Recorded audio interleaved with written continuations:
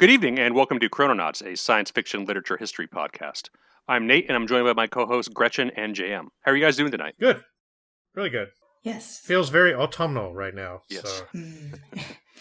Finally. I'll be getting into it shortly, but I'm reading a lot of autumnal stuff right now. Cool. So. Nice. Yeah. It's been quite hot in Albany. Then it suddenly started raining, and now it is quite autumnal here, and I've been enjoying that.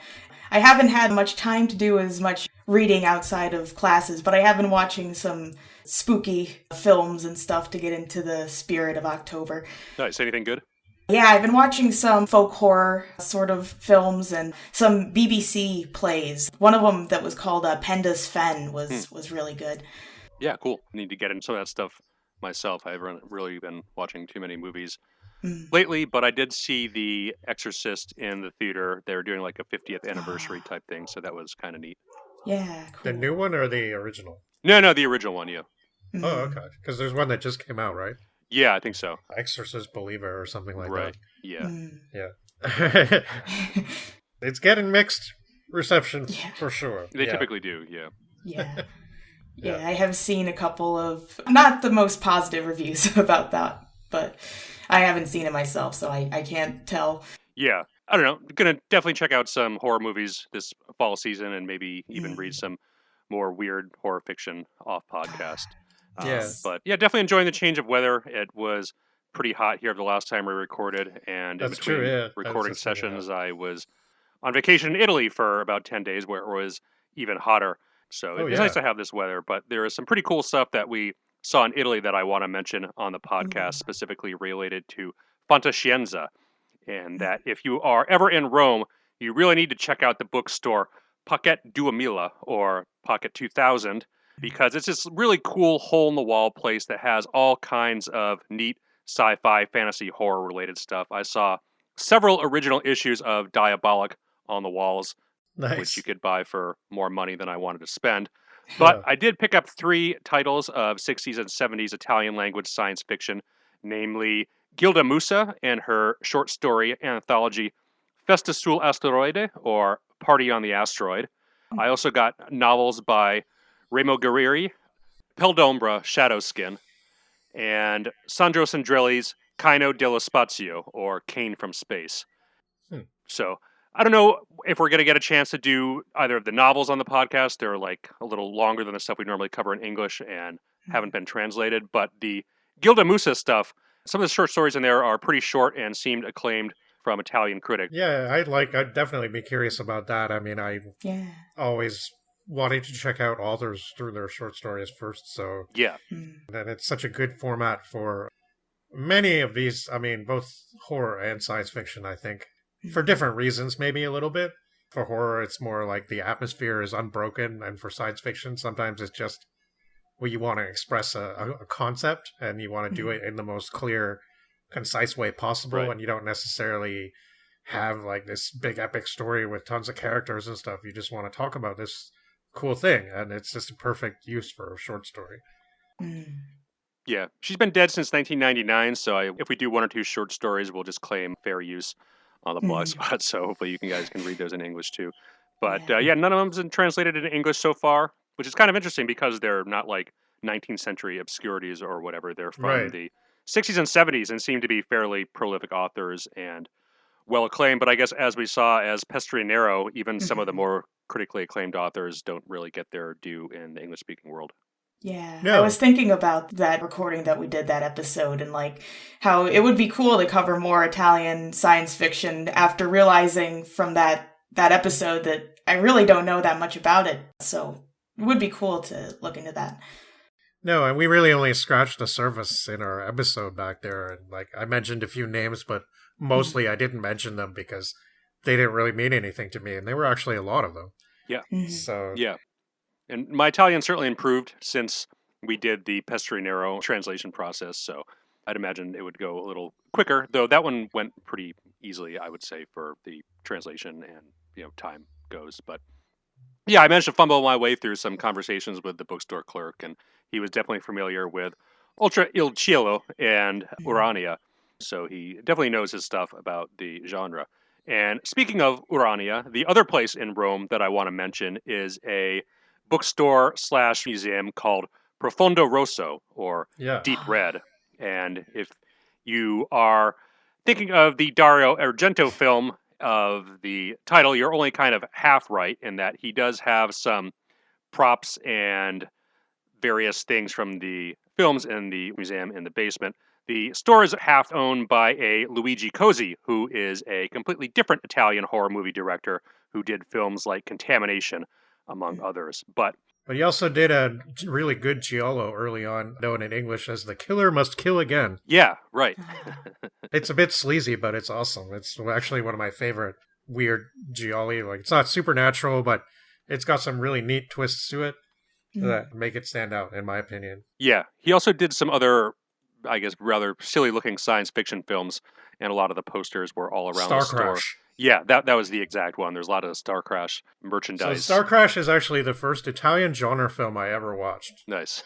I had no idea it was Italian. I thought there was something weird about it, just in the way everybody was speaking. Yeah. But yeah, it's kind of a Star Wars knockoff, but according to the original storyboard, it didn't start out that way. It was actually the producers that wanted to push them to be more like Star Wars, so it's kind of interesting. I guess of direct interest to the podcast and science fiction literature history and all that, Cozy has written a number of, I'm not sure if they're self-published books or just like on a small print run or whatever, but there's at least, I think, a 5-volume history of Urania, the magazine.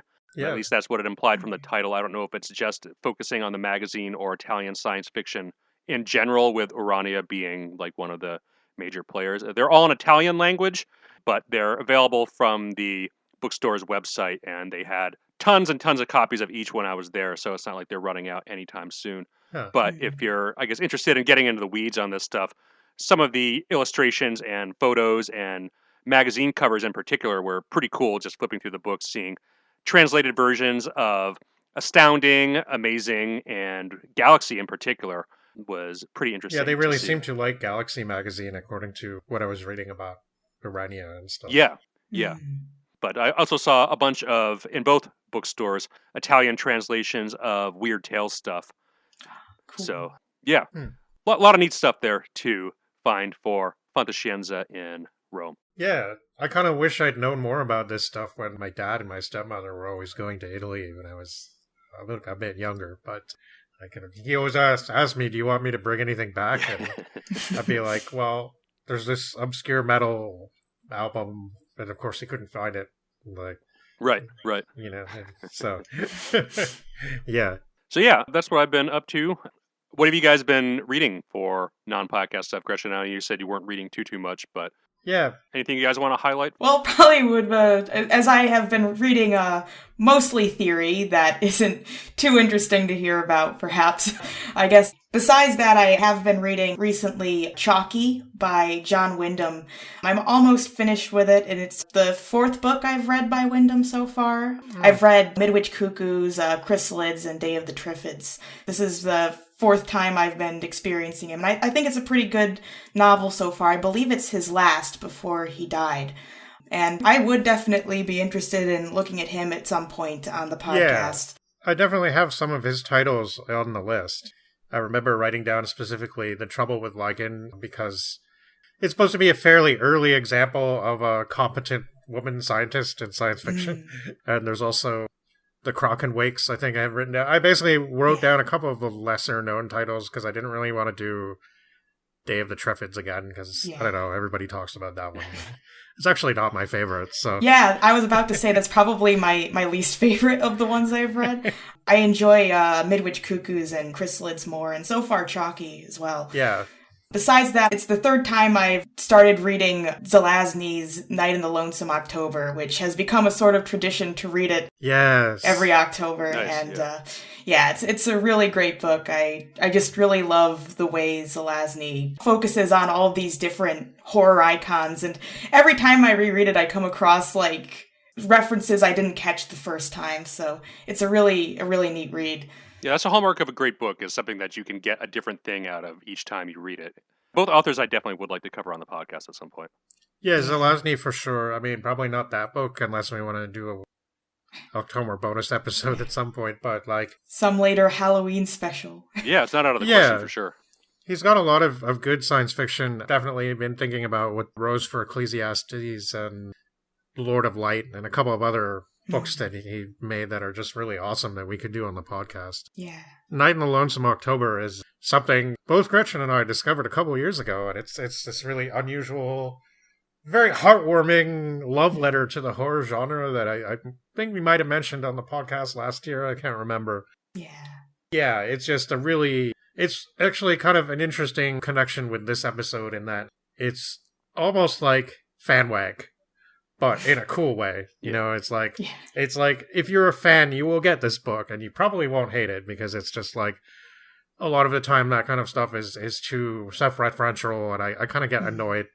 It's like, oh, if you've seen this movie, you get what I'm talking about. And like, it's just really annoying to read. We're not going to be covering Ready Player One on the podcast, so rest easy, everybody. But Zelazny just does it so well, and he's so like obviously passionate about this stuff, but he also has his own style and his own like way of really wittily delivering dialogue, and like the point of view characters are really interesting because it's like a dog who's a familiar of Jack the Ripper. And, he's like basically gets to walk around with Jack while he does all this stuff, but he's also like a mathematician kind of, and he has to calculate where the gateway is going to open to let extra dimensional elder beings in.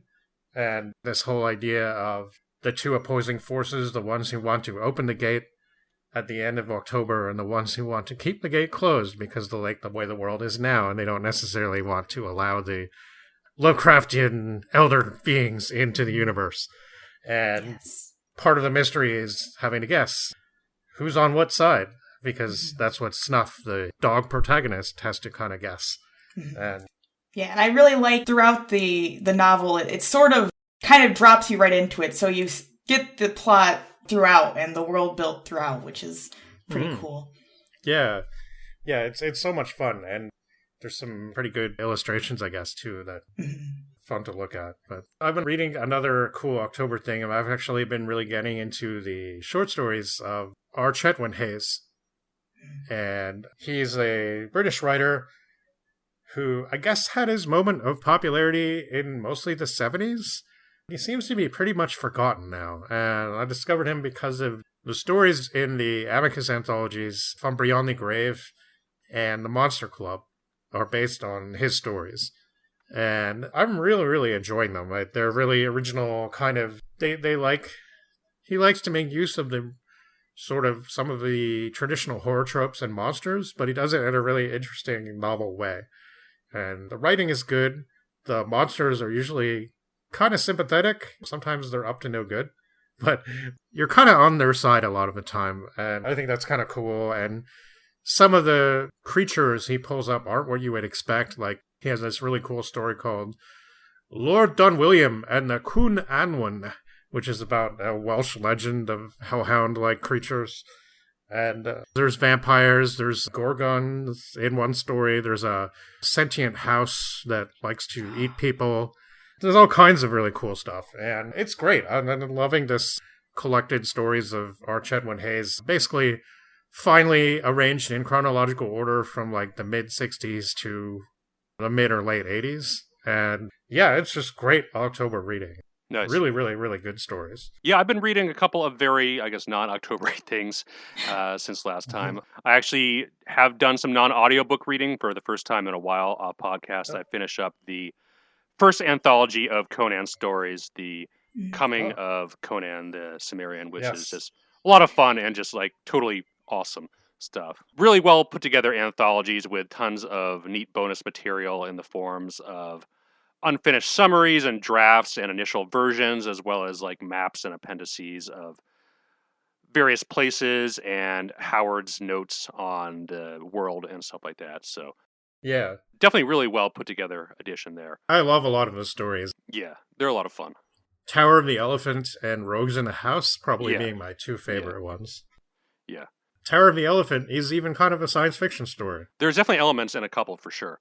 Yeah. Maybe that's something that we can bring on a bonus episode at some point, because Howard was definitely very much a Weird Tale celebrity, as I think we'll see in maybe this episode, I think very much adorned by the same people who are reading Lovecraft and Clark Ashton Smith, and just only a hop, skip, and a jump away from science I think fiction. the big difference with Howard, though, is that he's very much a pulp adventure writer. Oh, yeah. Even when he's writing a horror story, it kind of follows the adventure pattern. It definitely more does, more so than Lovecraft or Smith.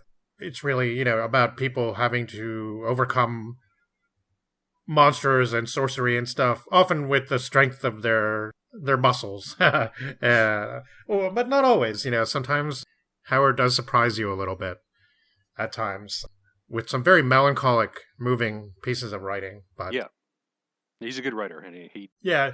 I mean, there's also some unfortunate stuff like that. Anthology includes the undeniably worst Conan story, The Veil of Lost Women. Yeah. But I don't know. Poor guy, he's like 30 years old when he blew his head off and never traveled anywhere. Yeah. It's this really, really poor Texas town. I don't know. I kind of... I feel sorry for him almost. I feel like he would have outgrown some of that stuff probably if he actually had a chance to live a little longer and see a bit of the places that he liked to write about so much. Yeah. Because he wrote a lot of historical fiction too, but... Yeah, even the imperfections in some of those stories aren't nearly as bad as some of the other stuff we've even looked at on the podcast. So, the other thing that I read non-audiobook is kind of related to stuff that we've done on the podcast, in that it is the play Cyrano de Bergerac by Edmund Rostand. And the play's probably more well-known than Bergerac's works. Than Bergerac himself, yeah. Right, yeah. But it's a really fun play, fast-moving, and there's tons of witty dialogue from Bergerac, the character. And there's even some pretty subtle references to his Moon Voyage stories, so I thought that was kind of neat. And there's quite a bit of dueling. Right? Oh, yeah. Yeah.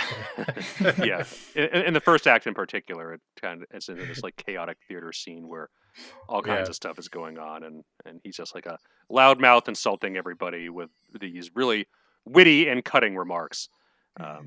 Pretty entertaining. Definitely wouldn't mind seeing a performance of it someday. Audiobook stuff, I've been doing, again, rereads like I normally do with audiobooks. I did D.H. Lawrence's The Rainbow.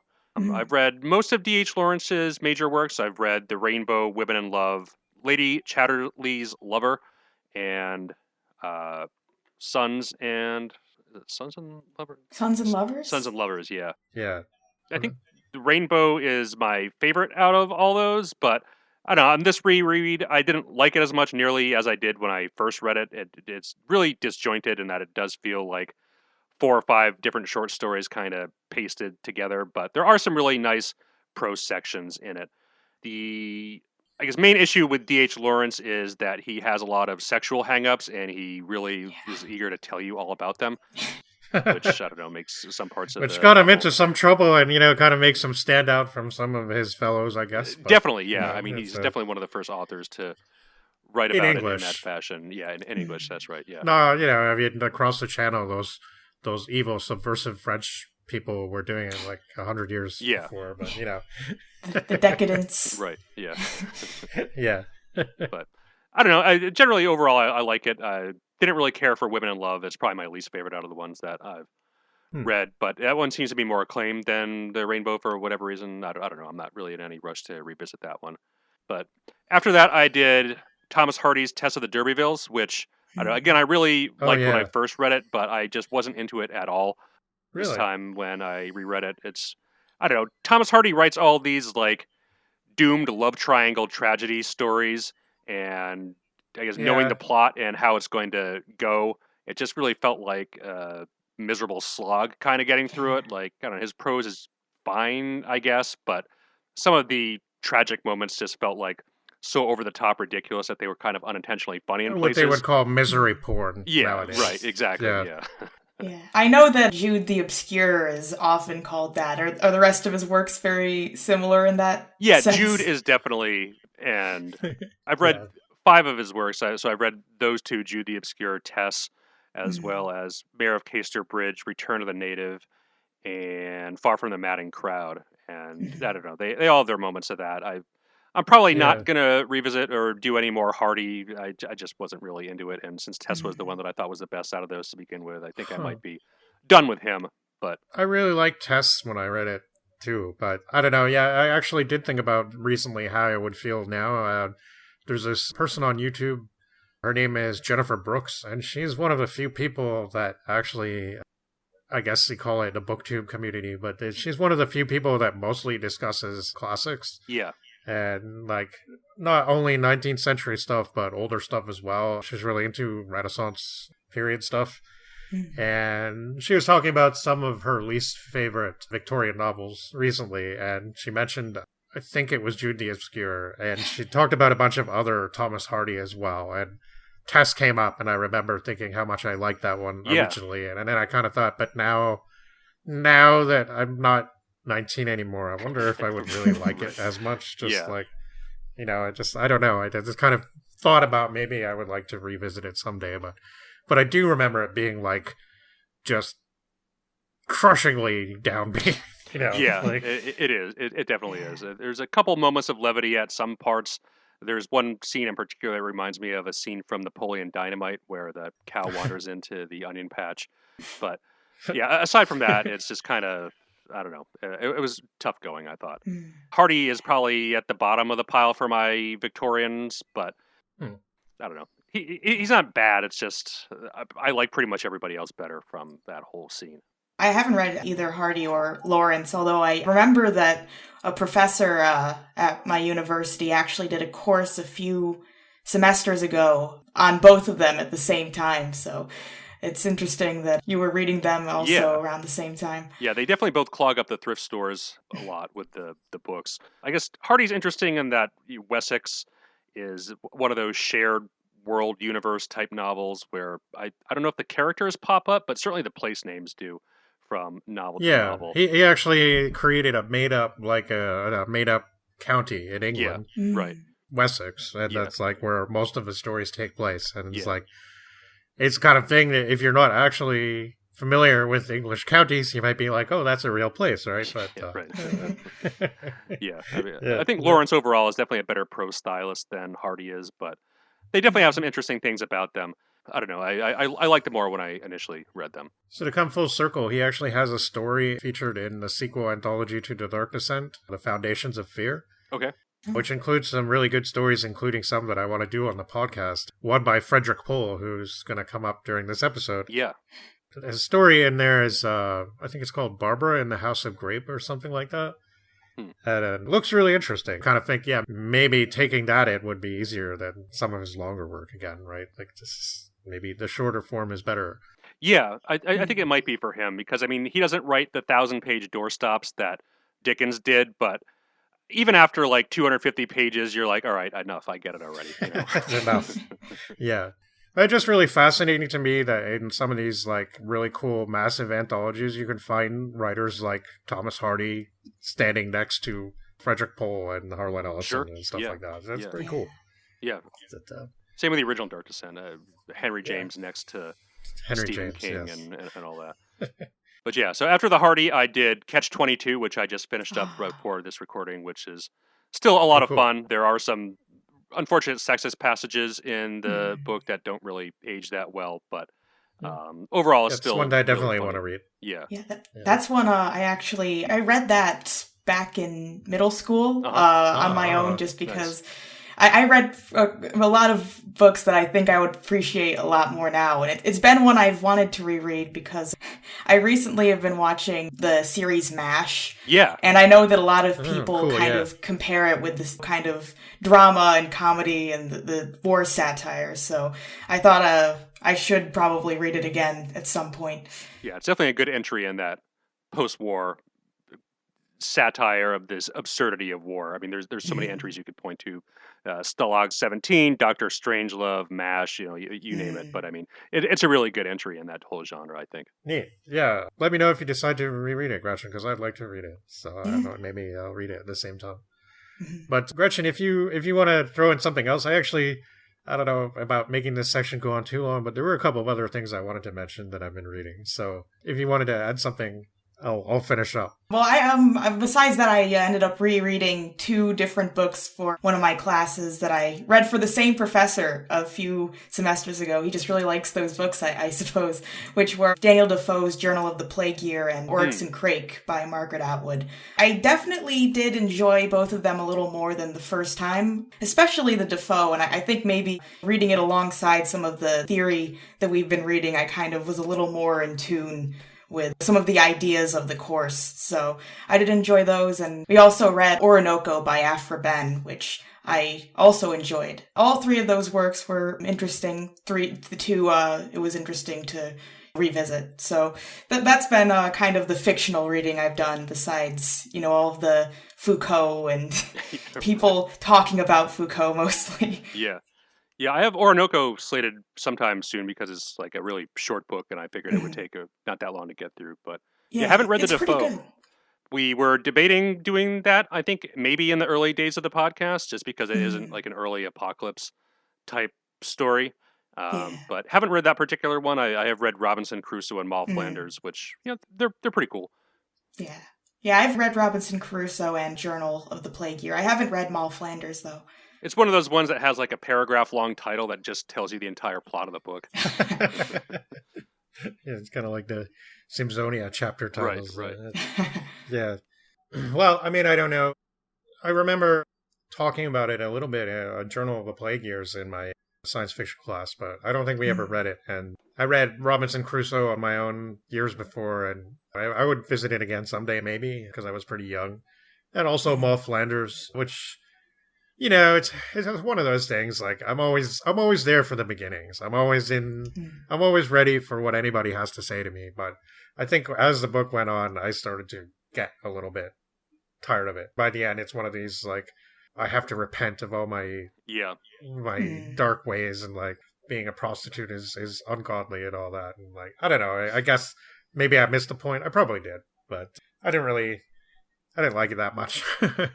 But it was an interesting read. I mean, it's considered one of the very first true English novels, I guess. So, yeah. But I didn't read anything quite so literary. Actually, since we did the last podcast, as well as my usual diet of short stories, I've actually read 3 novels, all quite short. But the one, I guess, that I'll get out of the way first is my first exposure to the really trashy 70s and 80s writer Guy N. Smith. British writer, most famous for a series of books about killer crabs.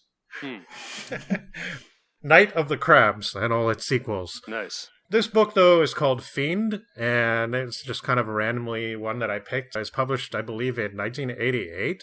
It's kind of interesting because it takes place entirely in Moscow, in the then still existent Soviet Union, but it's supposed to be somewhere in the near future. The leader of the Soviet dies, and the political leaders decide they can't afford for him to die yet because there's supposed to be this big international conference coming up in Geneva, and he needs to be there. He's supposed to be like kind of disarming the rest of the world and making them like Russia kind of thing. So they decide to press gang this very unwilling occultist character into resurrecting him and bringing him back to life. And, of course, things don't go well. And the person that comes back to life in the body of the former leader is not actually him, but some terrible tyrannical figure from Russian history, who I won't mention because it's only revealed by the end of the book. I guess it'd be a spoiler. It was pretty fun. It was really sleazy and over the top. There's a lot of really questionable stuff in this book.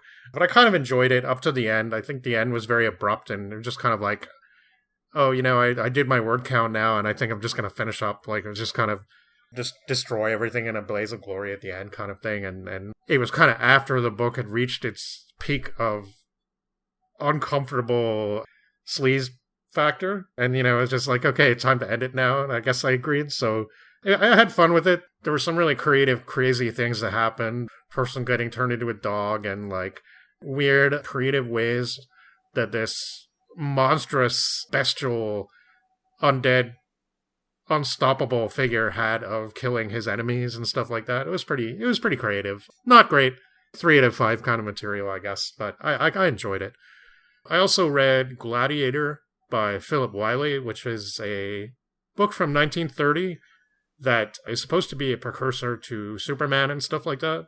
Mm-hmm. I'm not really into comic stuff. I don't like the Marvel universe or the DC universe or anything like that. I have no connections with that.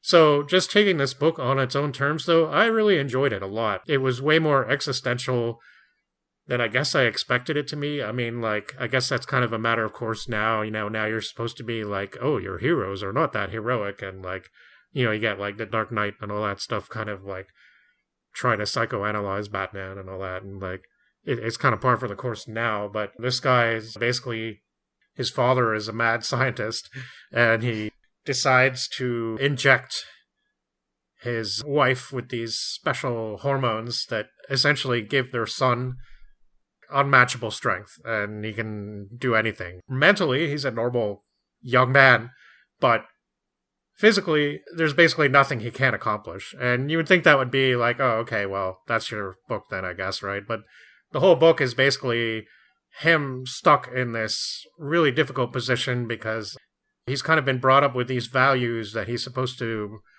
try his best and he's supposed to like be accomplished at things in life, and yet he's also not supposed to show how powerful he is, because if he does that, he's obviously greater than everyone else, and everybody will be afraid of him and stuff like that. And he actually does a really good job of he goes into the First World War and he fights in the French Foreign Legion, and he sees a lot of really, really terrible stuff. There's some real punch the air scenes where he like has to free himself from police custody, and he like teaches the police this incredible lesson about how they should be behaving, basically, and it's really good. And the end is kind of tragic. You can kind of see that it's going that way. So I wasn't really surprised, but I thought it was really effective. It was really good, and definitely something that I would say, even though it's not very science fiction, it's definitely enough that, it's something that maybe in the future one day we consider doing on the podcast, because it's pretty effective story. And nothing at all to do with the other Gladiator, the Ridley Scott one, but it's Gladiator from 1930. And finally, the last one I read, and this was really neat, I read this 1950s French novel by Alain Robbe-Grillet called Erasers, and it was just kind of this existential, weird take on the detective story, basically a deconstruction of the detective story. Normally, I would expect a book like this to be very funny and satirical, and while it did have its moments like that, it was actually quite dark. And it was like this police inspector who's trying to solve a murder that hasn't actually been committed, but the police don't know that the murder hasn't actually happened because they can't find the body. So there's a lot of like commentary on bureaucracy and on the stupidity of procedure and stuff like that. And there's one really funny character who's always like making wry comments about everything, and the police inspector, who's kind of a lead character, is really bumbling through everything, really has no idea what he's doing. Every time something doesn't go just the way he's expecting it to, he starts getting tongue-tied and stuttering, and he can't really get anything out, and like always getting distracted. It's like the opposite of what you'd expect from a detective novel, basically. And I really enjoyed it. I thought it was great. I'd love to read more of his stuff. Apparently he's pretty well known in film circles. He co-wrote the film Last Night in Marienbad, and also directed a bunch of films of his own. So that's my reading for the last little while. All right, cool. Well, I guess before we get into tonight's episode, which, if you haven't guessed already, is going to be a little bit looser in format and structure than our normal episodes. But you can find us on Twitter or X or whatever at ChrononautsSF. And you can also check out our original translations and hard-to-find stories on our blogspot at chrononautspodcast.blogspot.com, where we have posted a new story of an S. Belsky's Under the Comet, which is a neat apocalypse story. And more will be coming in the future. You can find our episodes on all the major podcast platforms as well as YouTube, where we post them shortly after they go up on Spotify and Google and all that stuff.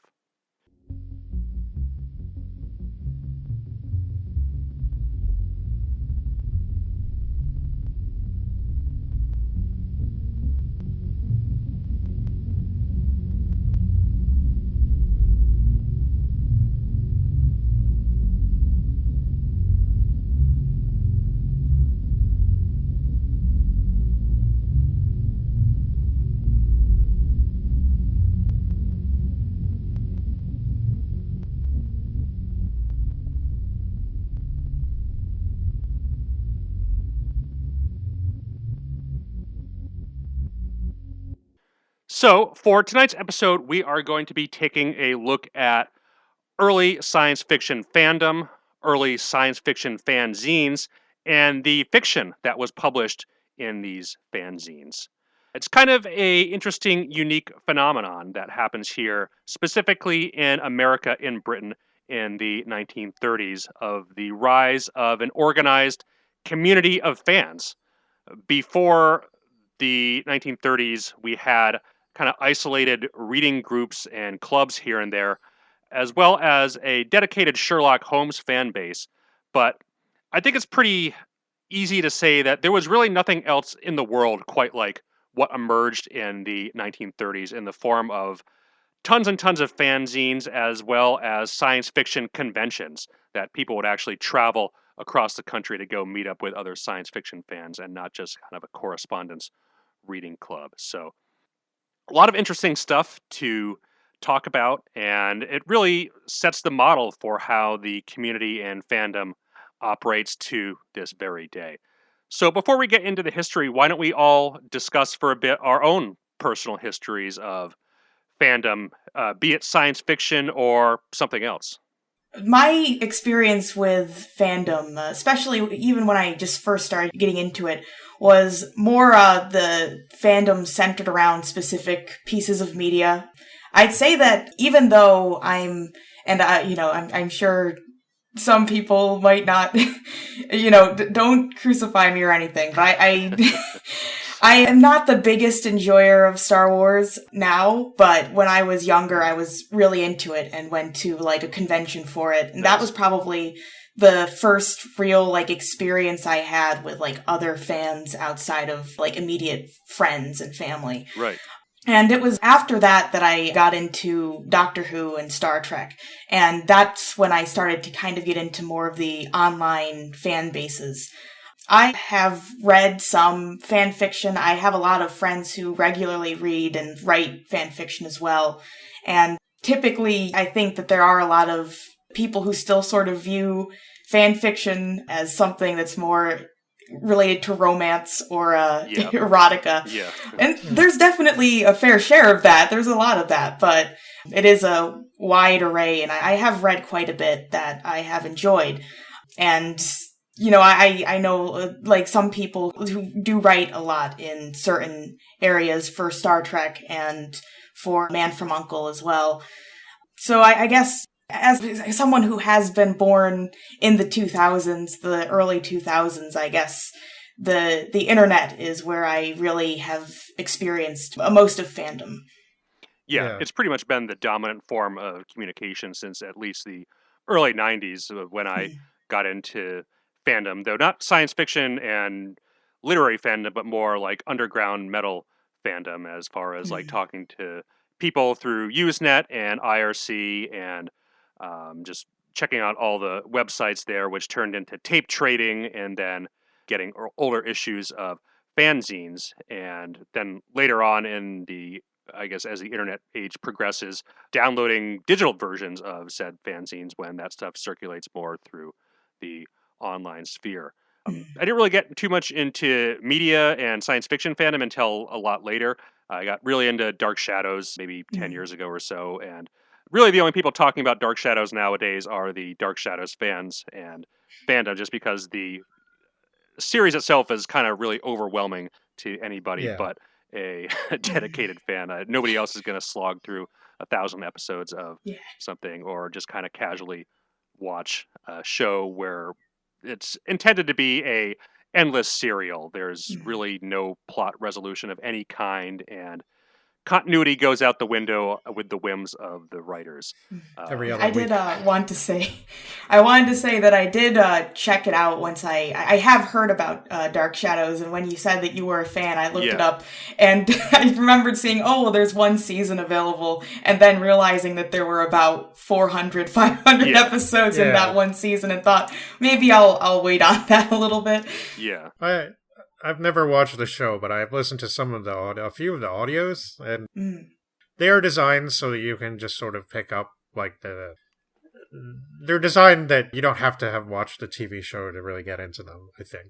I think they might repeat some key plot points from certain episodes, perhaps, maybe. I'm not totally sure about that, but I feel like that might be the case. Like, there's some characters in there that seem to have significance beyond what they appear to in the audios, but, like, it's still not enough to make you lost, really, in my experience so far, anyway. Yeah, and they change continuity all the time. So when you meet the character of Josette, she's a ghost, and the events of how she became a ghost, they changed like 3 different times during the course of the series. And Yeah. I don't know if they expected the audience just like wouldn't remember, or they themselves forgot, or what. But I couldn't tell you exactly. I don't. It was a while ago when I listened to them, and I don't remember if that character is present or not. Yeah. But they do have a lot of the original cast members. Yeah, which is cool. Now some of them have died in the last several years, so they've definitely slowed down on the production of Dark Shadows audios. But yeah. If you're looking for an introduction to the series, watch the House of Dark Shadows film. They just basically took the most popular arc, the Barnabas story, which itself is just a knockoff of Dracula, and just made that into a standalone movie. It kind of gives you all the vibe and the characters. It feels like a very American version of a Hammer horror film. Interesting. Yeah, but that was kind of my experience in getting into fandom before we've done the podcast, which has certainly been a whole different experience as far as that goes. Yeah, so I actually got a little bit into fandom when I was a child in the late 80s, specifically Doctor Who fandom. I joined what was called the Doctor Who Information Network, and it was semi-local. There were some chapters in other provinces and states, but a lot of it was the people were kind of in the Ontario area. They had a few convention events. Nothing too large scale, but 1 or 2 lasted for 2 days, and that was pretty incredible. I have to say, I'm going to give another shout out to my dad, who I've mentioned a few times on the podcast already, but he was a real trooper. I couldn't read the magazines, so he read the bi-monthly fan publication, the zine that Dwin put out, which included... Actually, it was really interesting doing this episode because it brought back a lot of that stuff to me. I hadn't thought about it in a long time, but the way the club was run definitely seems similar to a way a lot of these 1930s fan groups were operating, and presumably kept operating for several decades. The magazine was a mixture of stuff about the show, but also about fan activities in general. And in general, not being a very social kid, it was the first thing that interested me more than the second. And unfortunately, I still find that to be the case. Reading through some of this stuff was kind of exhausting for me. Not so much the zine excerpts, but like the details of their feuds and the different things that we'll get into in a little bit. But it was really, it was interesting. I enjoyed the conventions. I mean, I made a couple of friends from the group that were kind of my own age, especially starting when we went into high school. I was hanging out with a couple of local Doctor Who friends who were also part of the club and that were my age. And, we'd get together at somebody's house on Saturday night and watch Doctor Who till like 5 a.m. or something like that. Drank lots of soda. So, yeah, that was kind of it. I mean, I liked learning about, a lot of people were very knowledgeable about the other media that I didn't know so much about, especially the books and stuff like that, because I didn't get to read a lot of those till later. And yeah, I started reading Asimov's science fiction magazine also around that time. And this would have been 1990, probably 89, 90. And I was a bit too young to be reading some of the stuff in there, for sure. But nevertheless, it was interesting because I took notice of certain things, like every issue started with an editorial. There was a letters column. And at the end, they would have book reviews and other miscellany. Like if the Hugo or Nebula Awards were coming up, they would talk about those. And that was the first time I really became aware that there was actually a science fiction literature community out there. I'd never been aware that such a thing even existed. So it was quite a revelation, I think. The music fandom I did get into a bit as well, but I think for me it was different. By then the internet was around, and certainly my dad was not going to be reading Slayer magazine to me or anything like that. So, I luckily around 1996, there was already quite a lot of there definitely internet resources. I was watching a video on heavy metallurgy recently, and Marty, one of the former editors of Metal Maniacs from back in the day, was saying that seemingly metal, the internet was something that was embraced by the metal community earlier than a lot of other scenes, and people just really seem to use it as a vehicle to trade and talk about underground bands and stuff like that. So, but I don't know if again, like I felt a little bit detached from it, but not that much because I was kind of obsessed with it for a while there. So it was kind of like, really into finding the obscure black metal bands and stuff like that, and reading really bad scans of old interviews with Beharit and stuff that. Yeah. So. Yeah, reading the fanzines for this episode definitely it was a similar experience to reading some of the fanzines from the 80s, like Slayer magazine or Blackthorn or things like that, where it's like all the big names are here when they're all teenagers. It's like all these people would go in to form important bands or write important novels, but here they are as 14, 15-year-old kids talking about how much they love this stuff. And it's kind of a really charming and fascinating look at the whole It is, yeah. thing. Yeah. So long as they're not fighting. Right. Which I guess happens a surprising amount and over very silly reasons. Yeah, even today, there's quite a bit of that I've seen in some fandoms. So yeah, I was just looking at a Twitter argument today about YA fiction and how it's a marketing genre, not a real literary genre, and people were all pissed off and all that stuff. So, is that going on now? Yeah, X or Twitter or whatever. People always are saying something on that. Website. Arguing about stupid stuff. Yeah, I don't really use Twitter. It kind of scares me a bit. Yeah, I think we need a better alternative for our podcast social media stuff, but I don't really know what that is at this point in time. I don't know. Blue Sky and Mastodon are not really quite there yet. I guess we'll take a look. It's pretty small fry at this point. Yeah, and I'm not like I mean. I'm not necessarily an early adopter for a lot of things, It's just like there doesn't seem a lot of point, but whatever. Yeah, I have spent most of my time on Tumblr, which is where I'm able to sort of just curate the stuff that I see, so I don't have to worry about any arguments going on. Yeah, definitely. I mean, maybe we should start a Tumblr page for the podcast and do that instead of the Twitter. Who knows? Maybe the people there are a little bit more engaging. Certainly, a lot of media fandom on Tumblr. That's for sure.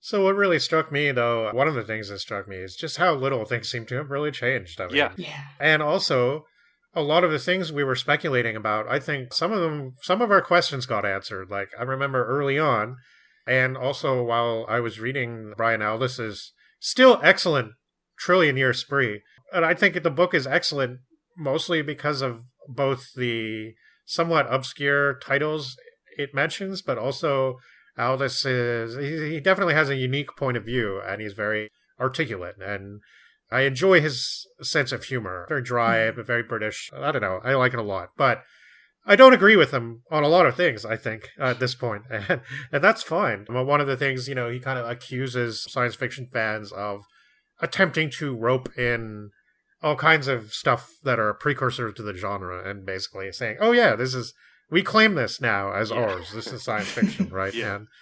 Well, it seems that back in the early 30s, some of these quite young people were well-read enough to be doing that themselves. Absolutely. Yep. Yeah, so why don't we get into that? So we're going to be talking a little bit about the fandom and fan community from 1930 to 1939, specifically using 1939 as a cutoff date, as our next episode will be focusing very specifically on one point of time in 1939, namely July, when we're going to be taking a look at an issue of Astounding Stories. But it also coincidentally happens to be the same month that the first Worldcon was held. So we're going to kind of end it on one of the major events in fandom history.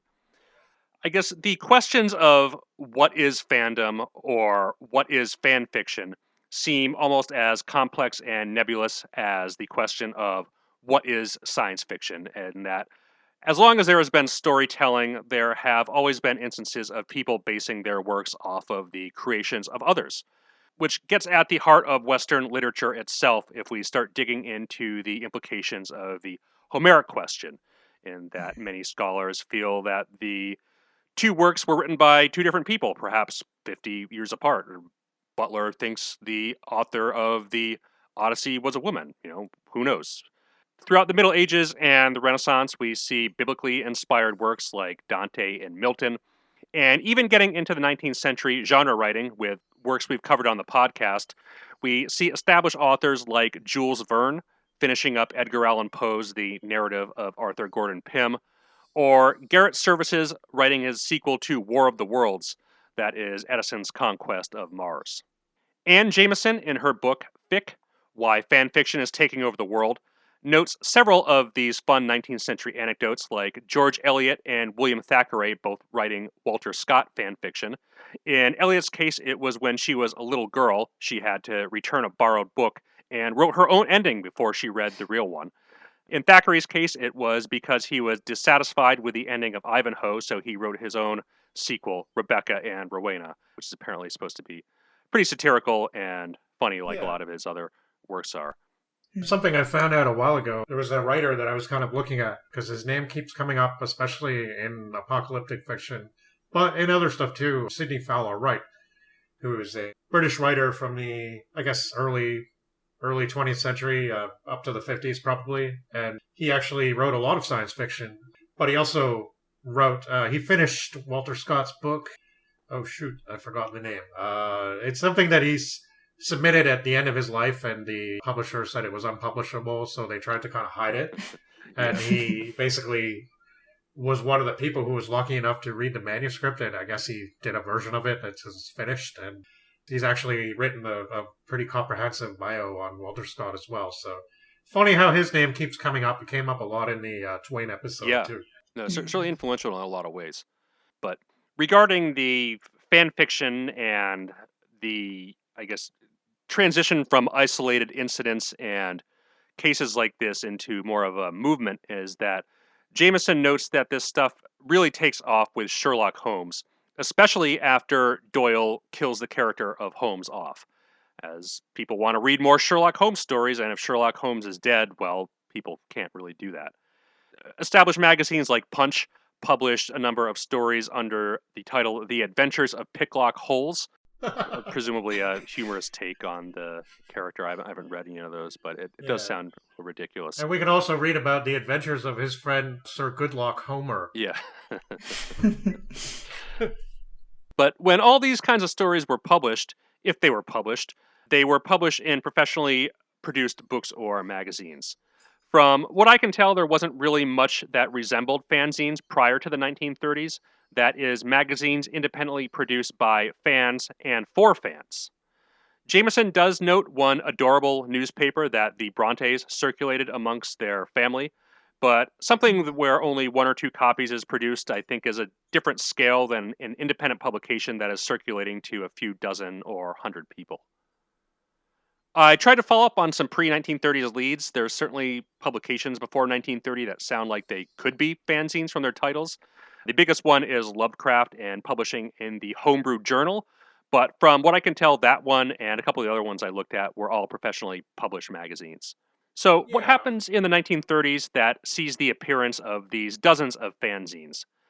I do want to trace briefly a few factors leading up to that point. So the first obvious one is the increasing proliferance of pulp magazines themselves, from the stuff like the Muncie pulps that would publish genre fiction broadly construed, to the launch of Amazing in 1926 that was specifically focused on scientific fiction. The increasing publication of these kinds of stories in various magazines led to the establishment of reading clubs and collectors. So I want to read this one piece from the Terrestrial Fantascience Guild Bulletin, which was published in May 1935, edited by an E. Evert, and Evert is the writer of this piece.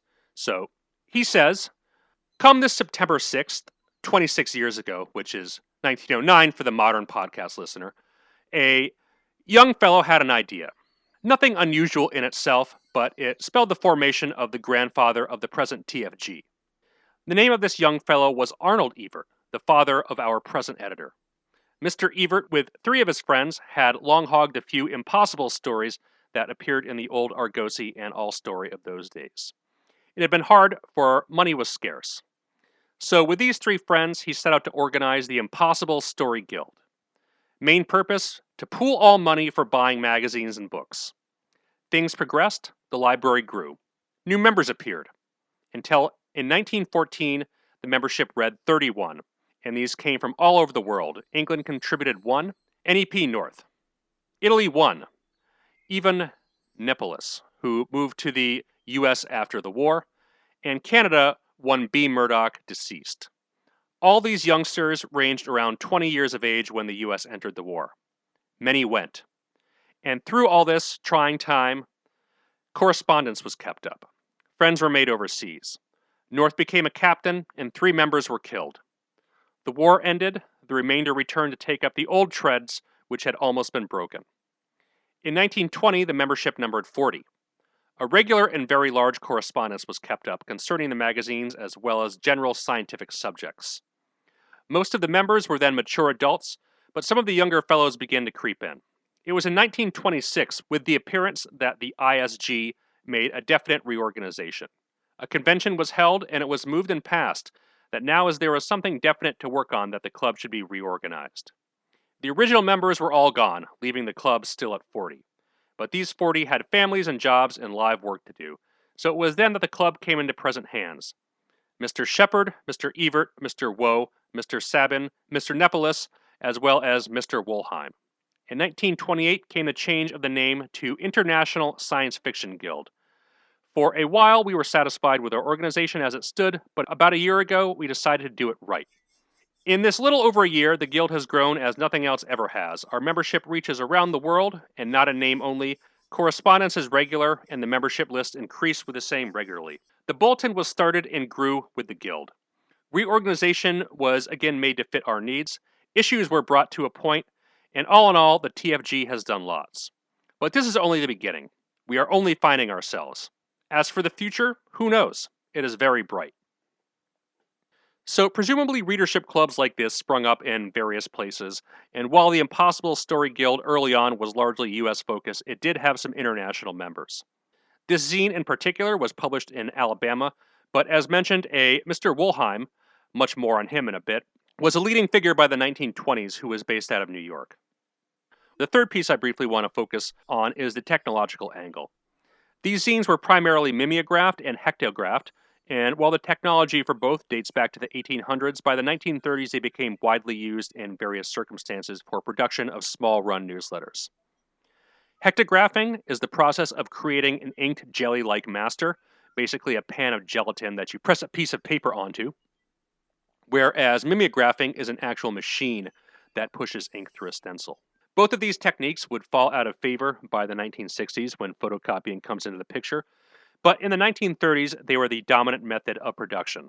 Hectographing would produce much smaller runs and in lower quality, often leading to the smudging of inks, which sometimes makes reading them in 2023 a bit of a challenge. Yeah, so a lot of this stuff you can get now, but yes. Reading, but it doesn't look pristine, I suppose. No, not always. But yeah, there's a massive, massive fanzine archive of this stuff dating back to 1930, and going up to the present on the Fan History Project website, which at the time I wrote the script, boasted of 21,483 issues consisting of over 380,000 pages. We will post a link to the chronological list of fanzines in the episode description here, so you can check it out for yourself, but this stuff is absolutely fantastic to dig through. Quite a historical archive. It really is, and it's just really a snapshot in time in a way that I guess is even more so in some ways than the stories themselves. Right, and I mean, I remember commenting on this when we were doing the amazing episode about exactly a year ago, and we were looking at the letters. And I remember just being way more taken than I was expecting by definitely. The letter section. Now, to be honest, they probably they probably didn't print everything. They probably just picked letters that they thought would be good to print for one reason or another, right? So, I don't know, I'm not saying the quality in the professional magazines was necessarily always the best, but I definitely was I guess really struck by that because you were seeing things like our authors contributing, and people like Jack Williamson, who apparently wrote a lot of letters. He doesn't really come up too much in this. His name is mentioned a few times. It seemed his involvement in fandom in the early days was kind of sporadic, but he does talk about a lot of this stuff in his biography a little bit as well. So, yeah, and it's incredible the amount of documentation there is for this stuff. In addition to the fanzine archive, there's also a fancyclopedia website, which documents all this early fan activity. And it's a really stark difference between areas like this and some of the more obscure pockets of authors and groups where we're just kind of guessing at their activities and feelings with the stuff. But the things that we're talking about tonight, there's a huge, huge amount of primary materials online. In fact, probably too much to reasonably list and discuss here in a single podcast episode. So we really recommend that you browse both these websites because it really is a fascinating time sink. So fan club newsletters like The Comet and The Planet start to appear in early 1930. But in Hints on Collecting Science Fiction by Robert Madel, an article in the Science Fiction Fan number 4 from October of 1936, he attributes The Time Traveler as the first real fan magazine, which Jack Speer, in his 1939 History of Fandom, up to now agrees with. The Speer is considered by some to be the first history of science fiction fandom. Following a few years later would be the initial installments of Sam Moskowitz's ridiculously in-depth history of this era called The Immortal Storm, a history of science fiction fandom.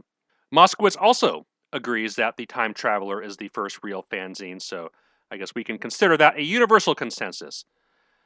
Despite the fact that just now I said that the fanzine archive has 21,483 issues on it, only one issue of The Time Traveler is posted, so despite the fact that the website itself is an enormous archive, it's still just a piece of the puzzle, and many of those pieces appear to be still rare and undigitized. But the issue we do have is number 2, from February of 1932, and we see that the editors are Alan Glazier, Julius Schwartz, Mortimer Wessinger, and Forrest J. Ackerman, who would all basically go on to have lifelong careers in science fiction, either as writers or industry people. Some of these people were involved with an earlier fan club newsletter called The Planet, and some of the same content from The Planet gets recycled into The Time Traveler.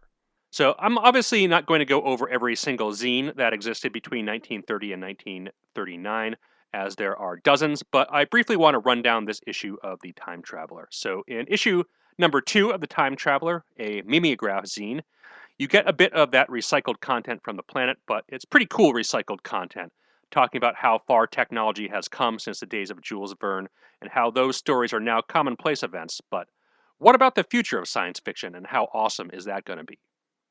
We also get an update on new science-films. So if you were ever looking for a worse word than science-fiction, here is a suggested candidate for you. Science-film. Yeah. I did start to get the feeling very early on that they were just sort of having fun with it and just paying tribute to Hugo maybe a little bit. Yeah. They didn't really take it that seriously. Just using these silly words like they do. They sounded silly, but it's kind of one of those things that fans do where they kind of adopt something even though they know it's goofy and stupid. Yeah, right. It's because it's fun and it reminds you of somebody. Yeah. So I kind of that's kind of the feeling I got with all this scientific compound words that they were using in the magazine excerpts. Though not everybody liked it, and certainly there's one article later that complains about it quite a bit. But also in this issue are some news from the science fiction magazine world, classified ads, a column that nitpicks the science errors in magazine stories, various trivia. There is a profile on Jack Williamson, some contests, but maybe the most interesting is a piece on the history of science fiction. And unfortunately, this doesn't exist in full form in this issue as it carried over from issue number 1, which again is unfortunately not online.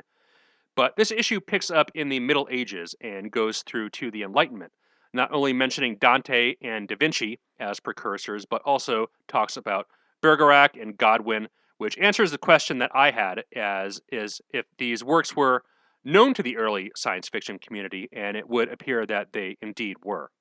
One thing, however, this issue of The Time Traveler did not contain is original fiction, something that most of the fanzines in the 1930s would have in large proportions, in addition to the types of content that I listed above, though chiefly editorials and news bulletins.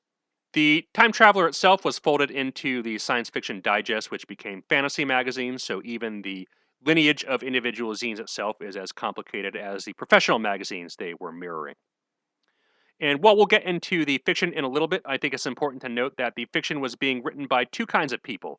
The first being established authors like Clark Ashton Smith, who were likely shuffling off minor works that were rejected by publications like Weird Tales. Yeah, we'll get into that. And the second being teenagers who were publishing these zines themselves, fledgling authors looking to get started. So over the next few minutes, I want to talk about some of those people and who they were and their weird feuds and dramas in getting this whole thing off the ground. And the person whose name comes up by far the most in digging through all these zines is Donald Wollheim, who was born in 1914. So he would have been 20 at the time of the Great Staple War of 1934. Wollheim was into Burroughs, Haggard, Verne, and Wells, and he discovered Amazing in 1927. Speer describes him as being contemptuous of younger fans as, quote, he is one of the older generation of fans who turned 21 years in the first fandom or before, so of course he knows what he's talking about more than these kids who got into science fiction a couple weeks ago. So Wollheim seems really smart and really edgy. Yeah, he definitely is that kind of person. Yeah, I like him, I think, for the most part.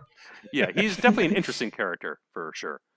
Regarding the first fandom, Speer marks the end of this first era of fandom with the selling of Wonder Stories in 1936, which certainly felt like a huge event to those who were there at the time.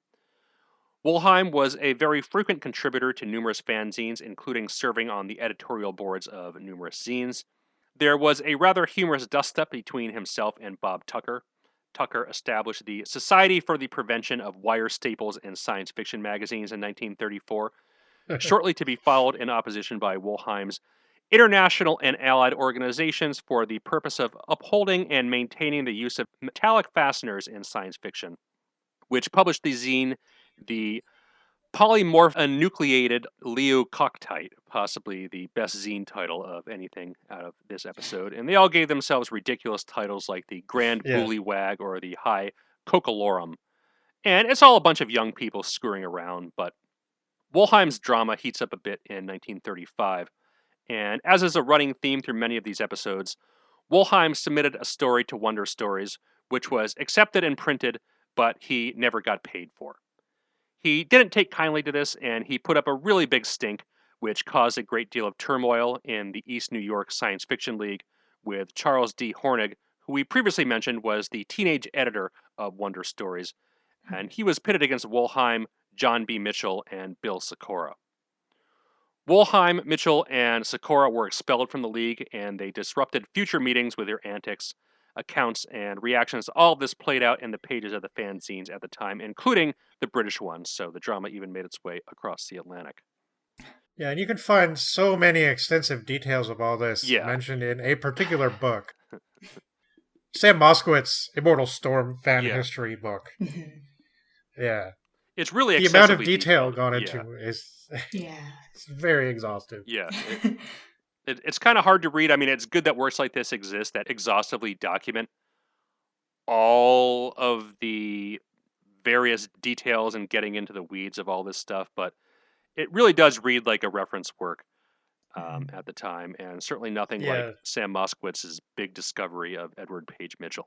It's definitely not a gripping account at all. Moskowitz seems to have done a lot of good work. Like, he was also one of the first people to write extensively and uncover stuff about Hodgson, right? Yeah. And he did that Science Fiction by Gaslight anthology, which is really good. But the book is just generally drier than I was hoping it would be. Like, it's kind of, even the subtitle of the book kind of promises glorious humor and mayhem. Right. But it's actually quite, it's just sort of pedantic and very, I guess, I can't really fault Moskowitz for it. I mean, he's doing good work, but it's just, it's not something I would really recommend unless you specifically want to use it as a reference book. Like, I think there's probably more fun and amusing accounts of early fandom activities, probably written by other people. Yeah, and to be fair, he did start writing it when he was quite young, and he did indeed get involved in early fandom when he was quite young. I think he was 15 or so when he first started publishing his first fanzine. A lot of these people were really young when they started to get together and publish fanzines. And we will have to keep that in mind going forward. Definitely. I mean, Wollheim was one of the older ones. I have to say, reading about this makes me feel like I haven't accomplished too much if these people are already creating fanzines at the age of 15. Yeah, I mean, it's kind of a different world back then. I mean, fandom was just starting to get going and took on a different character. And a lot of these people must have been from upper middle class backgrounds if they're able to afford or have access to mimeograph and hectograph equipment, which presumably wasn't prohibitively expensive, like where only publishers and I guess large outfits could afford to have them, but certainly nothing that like everybody could afford to do. But it's also important to keep in mind that a lot of these, I guess, kids, you could say, their ambitions certainly outlived their abilities. Yeah, and definitely. Some, a lot of these zines only lasted for like a couple of issues, and then disappeared forever. Yeah. Right, so... Yeah, a couple of the ones that we are covering are the shorter-lived ones, but there were, it seems, quite a few that were pretty successful. Yeah, definitely some that lasted for a couple decades. I'm sure they switched hands here and there, but yeah, it's kind of interesting how it plays out. Especially people like Wollheim, who would do a zine for one issue, then do another zine for an issue, and then just kind of keep bouncing around while still writing articles for other people's zines and things like that. Really interesting how the community is very close-knit, and it wasn't a case of people doing these things in a vacuum, publishing to a local audience that were kind of unaware of other things going around. It was very much a very tight-knit community. Everybody seemed to be acutely aware of everybody else, and even though a lot of the activity does seem to be centered around the New York, New Jersey area, we do get zines that pop up pretty much all over the United States as well as the UK. I didn't see anything from Canada, I don't think, in the zines that I took a look at, but it wouldn't surprise me if some stuff popped up there as well. Yeah, I mean, I've never really looked too into specifically Canadian fan activities from back then. I guess that's something that did cross my mind a little bit. Yeah. Certainly, I probably the most famous claim to fame from that time in terms of the science fiction community is that Alfred Van Vogt is from Manitoba somewhere. Right.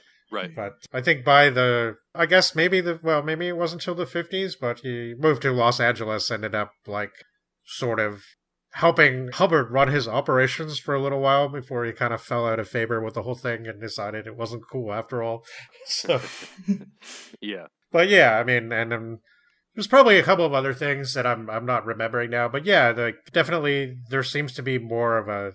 I mean, it's not much of one, but even more of a scene now than there was back then. Like now there might be, I don't know, Canadian science fiction is known as being dystopian, I guess. I don't know how much of that is because of the influence of like Atwood, for example, who tends to write that way when she does write in that mold.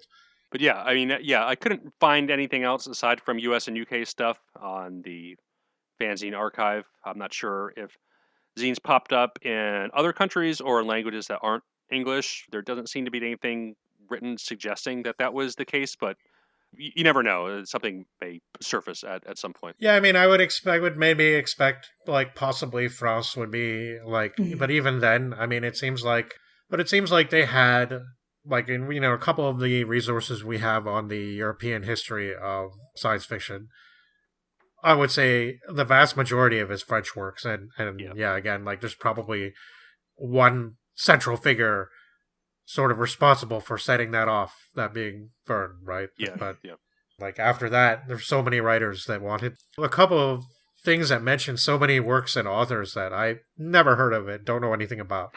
And a lot of them are translated by Brian Stableford. Yes, he's done a huge amount of work, and it's in the last 10 years especially. Like the amount of stuff he's translated is just ridiculous. But I don't know about actual magazines or fan stuff. And I think the British, we'll get to that when you're ready, Nate, but I think the British guys talk about that a bit. They talk about why there are no magazines, like no professional magazines, as opposed to fan magazines in Britain at this time. And so the main goal of the British fans is to make it so that there is one. Yeah, and it's interesting that pretty much all the British conversations in their fanzines are focused around the same American science fiction pulp magazines. Yeah, and they're so much more polite than their American counterparts. They're so fitting the stereotype.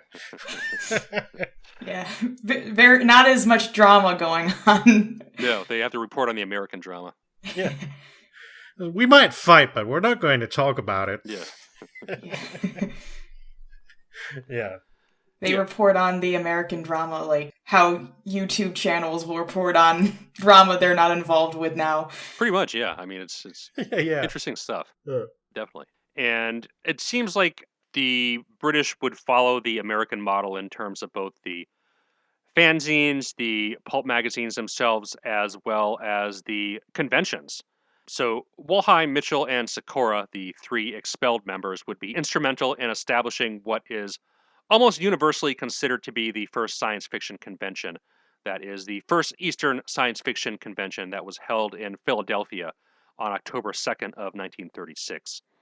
And there's a great picture of it on Fancyclopedia, which we'll link in the episode description, but I just want to read the caption of the photograph. So it says, "The majority of the attendees of the world's first science fiction convention from left: Oswald Train, Donald A. Wollheim, Milton A. Rothman, Frederick Pohl, John B. Mitchell, William S. Sikora, holding the NYBISA flag, David A. Kyle, and Robert Madel. They're standing in front of Independence Hall in Philadelphia. Not pictured, Herbert E. Goodkit, who took the photograph, and John V. Baltadonis, who had not arrived in time the picture was taken." So the first science fiction convention was like a dozen people, just a bunch of kids hanging out in Philadelphia. This kind of a massive difference in scope and scale than something like Worldcon today. Frederick Pohl would have been 16 at the time of this photograph and would later go on to be an incredibly well-acclaimed science fiction author and editor, but this time he was not only involved in the science fiction fanzine circuit, but radical politics. While Wollheim was seen as kind of the leader of this crew, it seems like Pohl got them all into communism, Pohl himself running a radical politics zine called the Flatbush Artery, which published its first issue on January of 1938.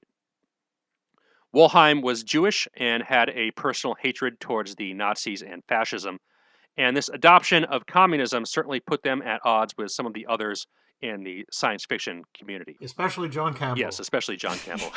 Yes.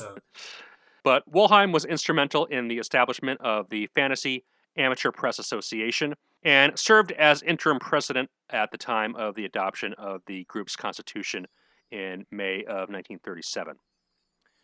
Wollheim and his crew would put on conventions for the rest of the 1930s, and the fandom expanded to the point where conventions separate from him sprung up.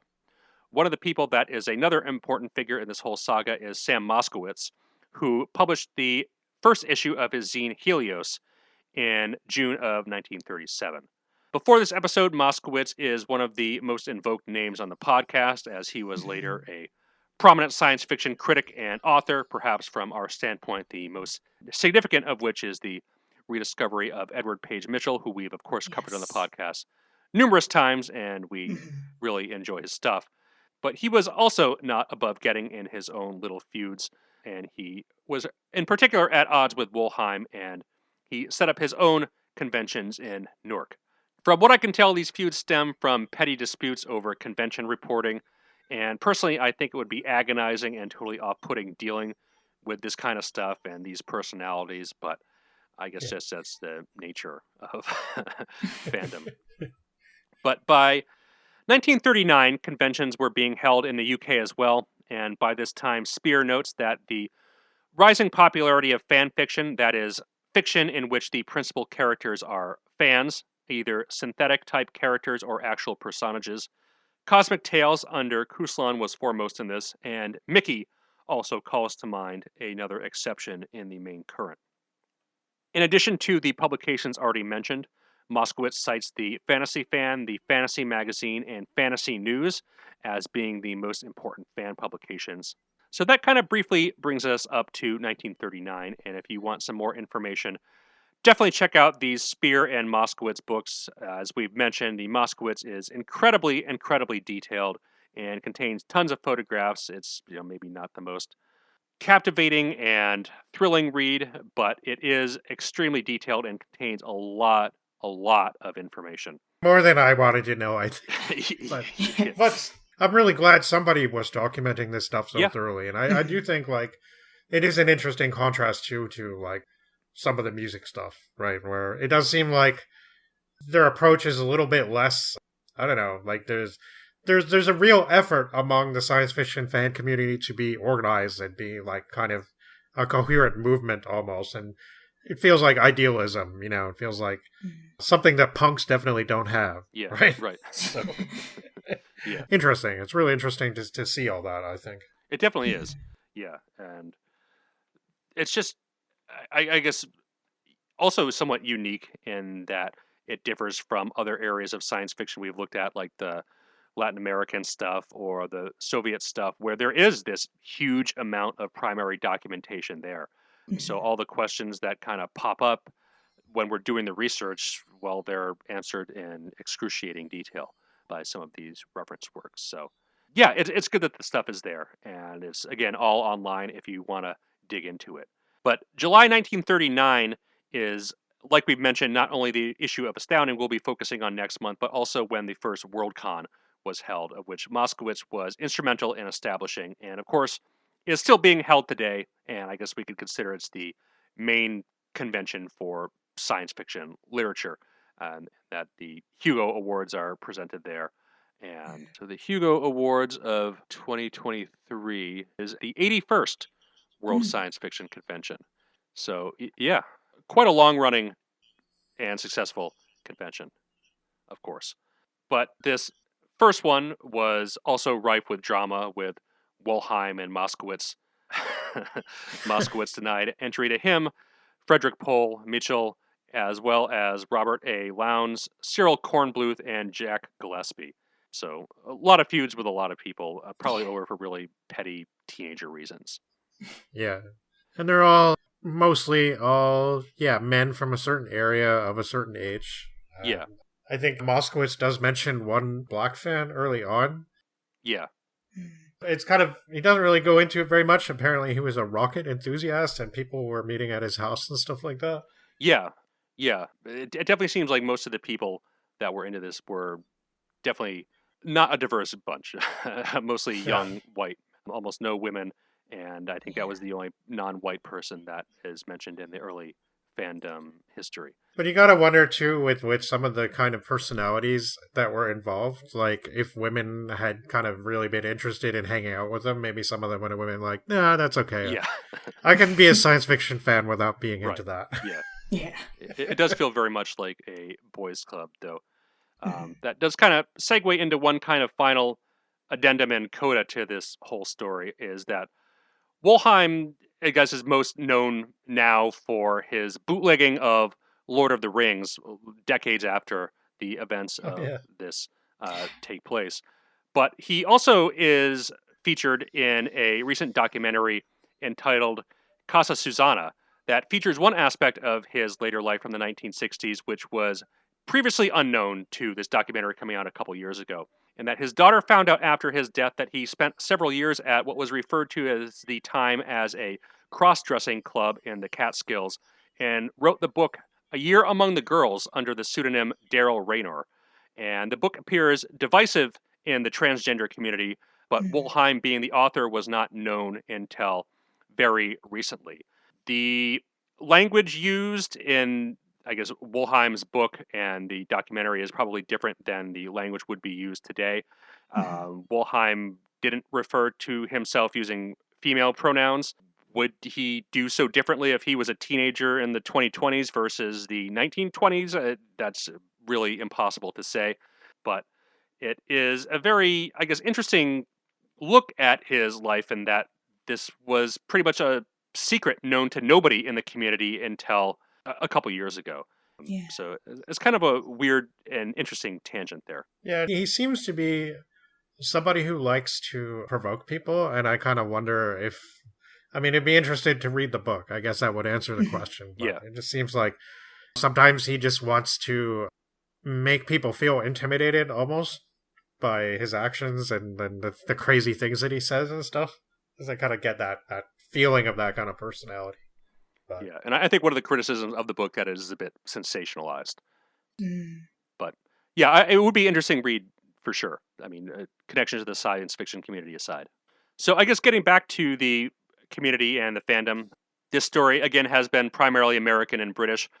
Moskowitz does mention Japanese, Spanish, Russian, and Dutch language magazines, that is, professionally produced magazines. So he was at least vaguely aware of the existence of contemporary international science fiction magazines, although as we've seen, translations of these stories have been sparse. And I know, at least for some of the Mexican magazines, a lot of them printed Spanish language translations of the American pulp stuff. So we're going to take a look for what Spanish language pulp era stuff there is out there. I'm not sure how much will turn up, but again, like with the Russian stuff, who knows? So for the background of this episode, we took a look at a number of fanzines from the 1930s, and I pulled a number of excerpts from a wide variety. I mainly pulled stuff that were interesting editorials. Either they documented a convention or they were inflammatory in a review or had something of interest to them for the podcast. So I think over the next couple minutes, we're just going to talk about some of those pieces. I had a couple that I wanted to read out. I guess we could all kind of comment as we go along. So a couple things that stuck out to me was one mention in a UK zine, the Futurian, volume number 2 from June number 1938, and that they do a profile on the writings of George Griffith. And the author says, quote, "One has to assume that they were not really good books because while the contemporary works of H.G. Wells are still famous, Griffith appears to be unknown even to the science fiction fraternity." So I thought that was just kind of interesting how, like, the major writer of scientific romance before H.G. Wells came along was a total obscurity even within the UK by 1938, yeah. Yeah. And that does kind of fit in with something that I was kind of thinking of mentioning earlier, was that it is interesting to see, too, how, I guess, in some ways you can be vindicated and other ways not when you think about how, well, let's take, like, the time period, for example, and the Weird Tales writers like H.P. Lovecraft. Yeah. Everybody knows who he is. Clark Ashton Smith, I feel like maybe, I don't know, maybe it's just I've looked into it more, but I feel like maybe he's more popular now than he was, like, in when I first discovered him in the early 2000s. Like, I think there have been the reprints of his collected fiction and probably some poetry reprints and stuff like that, and it's like, it seems like maybe he's getting some of the attention he deserves. But back then, he was really popular, too. And I'm kind of almost surprised to see, like, how often his name comes up, and that he actually seems to have been very well liked. On the other hand, Seabury Quinn, who was very well liked, is almost forgotten now, and he wrote like 90 plus occult detective stories about this occult detective in New Jersey with the hilarious French stereotype personality, Jules de Grandin.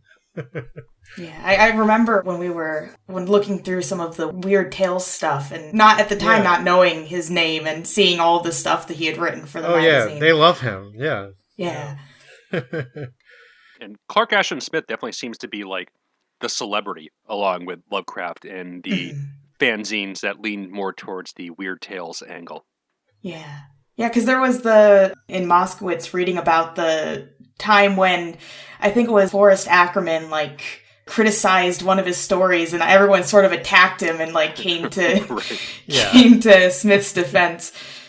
Forrest Ackerman does not seem to be well liked based on some of these zine articles and profiles. But he was a pretty accomplished literary agent, and he did create some things, and I think he was even involved in some movies. He also created the character of Vampirella. Yeah, I don't know much about her, but she's a sexy comic vampire chick, I guess. Yeah. I get a comic catalog every month, and I've come across her before. Yeah. But another interesting thing that was from that same issue of the UK zine is a teaser from John Campbell of what's coming up in Astounding. And he announces both Who Goes There and the debut of L. Ron Hubbard. So 2 major science fiction events teased in one little article. I thought that was kind of neat. An exclusive write-up for a British magazine. That's pretty cool. Yeah. Let's see, what else do we have here? There is a lot of science fiction history and bibliography in these zines, which I thought was another interesting piece of the puzzle that we were kind of speculating about since we started the podcast, of exactly how much of this pre-Shelley imaginary traveler type stuff was known to the early science fiction fandom. And it turns out quite a lot. Donald Wollheim wrote an article in the Fantagraph where he talks about a number of texts from the 15 and 1600s. In addition to More's Utopia, he mentions the Godwin that we covered. There's Christianopolis by Johann Andre.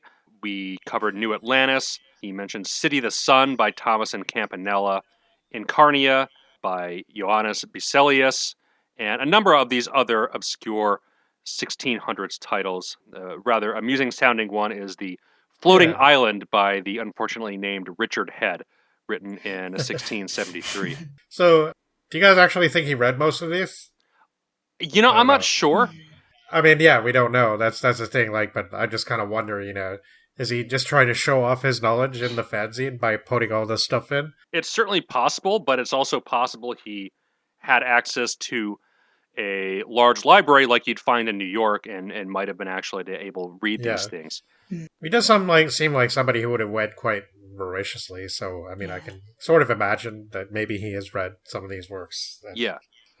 They certainly all seem to be English language, in contrast with the numerous works that were mentioned in both the Hollow Earth book and what was that one science fiction history book? Is that Robert Adams, something like that? Adam Roberts' science fiction history, Yeah, that's it. Where he talks about tons of French works from the 1600s, and none of those seem to be mentioned here. So no, and I'm kind of thinking, I wonder if some of that stuff was difficult to obtain in translation. I would imagine so. Yeah, I mean, when we were talking earlier, even how some Italian authors are difficult to obtain nowadays, I'm sure that back then it was very difficult to find that. Yeah. But, I think Aldous was one of the first people. I mean, I don't know who, maybe it came up a fair amount before, but, I certainly don't recall coming up with Niels Klim too much, that coming up in too much of the history. Yeah. Again, it's unfortunate that a lot of these fanzines exist only in fragmentary form online and not complete runs, because there was a bibliography that one of the early fanzines published, and we get B through G or something like that of what survives. And it's kind of interesting to note what works they do mention. They mention a whole bunch of Marie Corelli works as well as RUR. And it would have been neat to have the entire thing to see exactly, all right, what was known definitively by these prominent editors of these fanzines at the time as far as what works are out there. And I think it's interesting too that first excerpt he read out at the beginning of the history segment was basically talking about forming a science fiction library. Yeah, exactly. Right. Yeah. Basically trying to start a repository of all these books so people interested in the history of science fiction could start looking into it. Yeah. There's no Wikipedia around, right? So it would be a ways off. It does have some interesting parallels with how knowledge is curated and assembled and organized. So it's pretty cool that fans were taking this up that early on. And that is reflected in a lot of these fanzines, as they did publish a fair amount of bibliography and history. There's 3 or 4 that kind of go over the same stuff, which is interesting to see. So can we start getting into their opinions? Yes. A lot of these are very opinionated people, especially the magazine The Rebel, which was published out of Alabama. And there's this one article here, What's Wrong with the Readers? And the author says some pretty, inflammatory things, but very opinionated things. So he says, fan magazines are full of articles purporting to explain what's wrong with fantasy fiction. Some of them serious analytical discussions, but most of them simply sorehead yells by guys who wouldn't know a good story if they saw one. I'm sick of it. The writers and editors take it on the chin. The editors are damn fools. They're hidebound fellows of a formula. They won't take good stuff. So the soreheads assert. Or the writers are slaves of the formula. They won't write good stuff because they know it won't be accepted. Ah, for the days of the old Argosy and stories like The Blind Spot, Under the Moons of Mars, and such classics. Yeah, I'd like to see those days come back too. But there's somebody to blame besides authors and editors. The readers. Yeah, you can picture that read probably some thick Alabama accent too. Yeah. But yeah, he continues to go off on...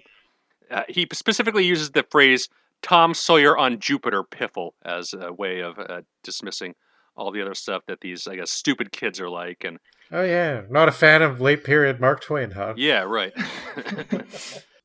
Yeah. He concludes by saying, I wish the rest would stick to Flash Gordon and the Bobbsey twins and give fantasy a chance to go someplace. So he's... I guess wants some really high-quality, thought-provoking stuff, like Argosy used to publish. Yeah. Well, they did publish Claimed. Yeah. They published a lot of things. I know, a lot of cool things. Yeah, I get it. Yeah, I mean, that stuff was fun, and it seemed harmless enough. The stuff that was talking about exterminating drug fiends and stuff like that, that was a little boring. Yeah, there's one piece that just it comes out of nowhere, and I'm going to read it out of its entirety just because it's so Well, it's just this opinion piece from this... Crap, what was his name? The guy is Herman D. Kydor, which I didn't recognize the name, but... Yeah, nobody remembers who he is. Yeah. I can think of a lot of heroin addicts who are more famous than him. Yeah. But it appeared in issue number 3 of The Planet, and again, just comes out of nowhere. He's just... I don't know where this is coming from, but he says... In the informal discussion on methods of dealing with the criminal and abolishing crime, which was held at our club rooms recently, I advocated for the isolation of confirmed criminals, i.e. imbeciles and morons, in order that they may not be allowed to propagate. In Wisconsin and several other states, this idea is partly carried out with some success. In these states, such criminals are sterilized. If all civilized nations would adopt this method of dealing with mental defectives, from which class most criminals come, I believe that crime would gradually diminish until it is entirely wiped out, and the world will become a much better place in which to live. Aren't you a smart boy? Yeah. Getting flashbacks to our last episode when we were discussing eugenics. Yeah, I know, yeah. Let's just force sterilize all the criminals, the imbeciles and the morons. Oh, God. Oh. It would have been... He could never predict that in 2023 we're looking at his garbage and being like... Yeah. This very crazy opinion from just a science fiction magazine. Yeah. Yeah. And I guess he thought it was a good enough thing to print because he, I guess, hashed it out in the club rooms. And, who knows what other things were said behind the doors in those club rooms in 1930. Yeah. Yeah. To be a fly on the wall. Yeah. Well, I mean, I'm sure there were people out there who are more than willing to go along with that kind of ideology. So, I mean, yeah. It's come up a little bit before, and it probably will again. Yeah, definitely some ugly attitudes in both the fans and the writers, as I'm sure we'll see. Yeah. Maybe not so much in this episode. So, on a similarly biologically motivated note, I was really happy with the letter from David H. Keller, MD. He had some cool thoughts on the state of science fiction. He is a writer that we haven't covered on the podcast, but there have been a few of his stories whose titles I wrote down, and I thought, yeah, maybe it would be cool to talk about them someday. I mean, We were doing the Amazing episode, and he wrote a lot of stories for Amazing, and, there were so many writers. You can't really do everybody in the order that they might appear in terms of the episodes that we're doing yet. There's no reason we can't come back to them later. So David Keller is certainly somebody who I thought, yeah, that might be cool. He gets a funny mention in that Pioneers of Wonder. He has a funny anecdote about David Keller. He says, David Keller was a really good writer, but his manuscripts, and I don't know, this kind of made me laugh because he didn't say this, but it kind of made me think because he was an MD. And apparently he was like, I think he was a pediatrician or something like that, which makes sense. But he's an MD, and his manuscripts were terrible. His manuscripts were almost unreadable, and the editors really had to struggle to make sense of anything that he put down. And I don't know. I just thought that was funny. That Eric Leif Doblin, that's his name. Yeah. He wrote down some funny anecdotes. Like, he asked questions of Hornig, and Hornig had lots of funny anecdotes about the people that he encountered in the community, and that I read last month what he had to say about John Campbell, which was not very flattering, but he also had comments about Henry Kuttner, Amelia Reynolds Logg, who will come up in our Astounding episode, actually, and many others. And it's just really fun to read that as a historical document as well. But Keller has some thoughts about the state of science fiction, and he also congratulates himself for including the most talk about babies and most babies in comparison to any other science fiction writer. David Keller, MD, is very, very proud of his baby representation, and I gotta get behind that to a certain extent. I mean, it was pretty random, but it was awesome. Like, just I write about babies, y'all. Like, what? Cool. And, I've read, I wouldn't say necessarily Keller's the most exciting writer, but he is pretty cool. I mean, I've read some of his stories, and he definitely was thinking on a more, I guess, social level than some of his peers in Amazing, and not just gadgets and random Atlantis. Right. I don't know. It's cool. He's written a few kind of more psychologically oriented horror stories as well, and I feel like maybe he was one of the first writers, because like early on, science fiction was very proud of having technical and scientific writers, and maybe he was one of the first writers to make use of his profession in a way that was like integrated into the stories, being a medical person, right? Like E. Doc Smith always put Doc in front of his name, but I don't think his stories were really like that. It was more like, right. The super science and space, amazing spaceships and stuff like that. And so, yeah, I don't know. I enjoyed Keller's letter and his hail to baby representation. Yeah, a couple of the other things that I thought were cool in these are the write-ups of the conventions that they put on. So one that Sam Moskowitz wrote about, he details all of the teenagers that came to the 1937 convention that was... Yeah, which is the one that he organized, right? The ISA. Yeah. Oh. So a couple of the excerpts from this write-up are George R. Hahn of Fantasia fame, who is 14, entertained himself by shooting spitballs at Jim Blish and William H. Miller amidst the gurgling of science fiction specials. Great. Ice cream sodas to you. And then he goes on to say, Jim Blish lived in continuous worry. The economical chap had spent 95 cents. 5 cents more than his estimate. He came all the way from East Orange, New Jersey to Long Island, New York. Our guess is ice cream sodas. What say? Oh, man. Yeah. Really capturing the teenage boy energy. Yeah. Definitely a lot of teenagers doing teenage things, for sure.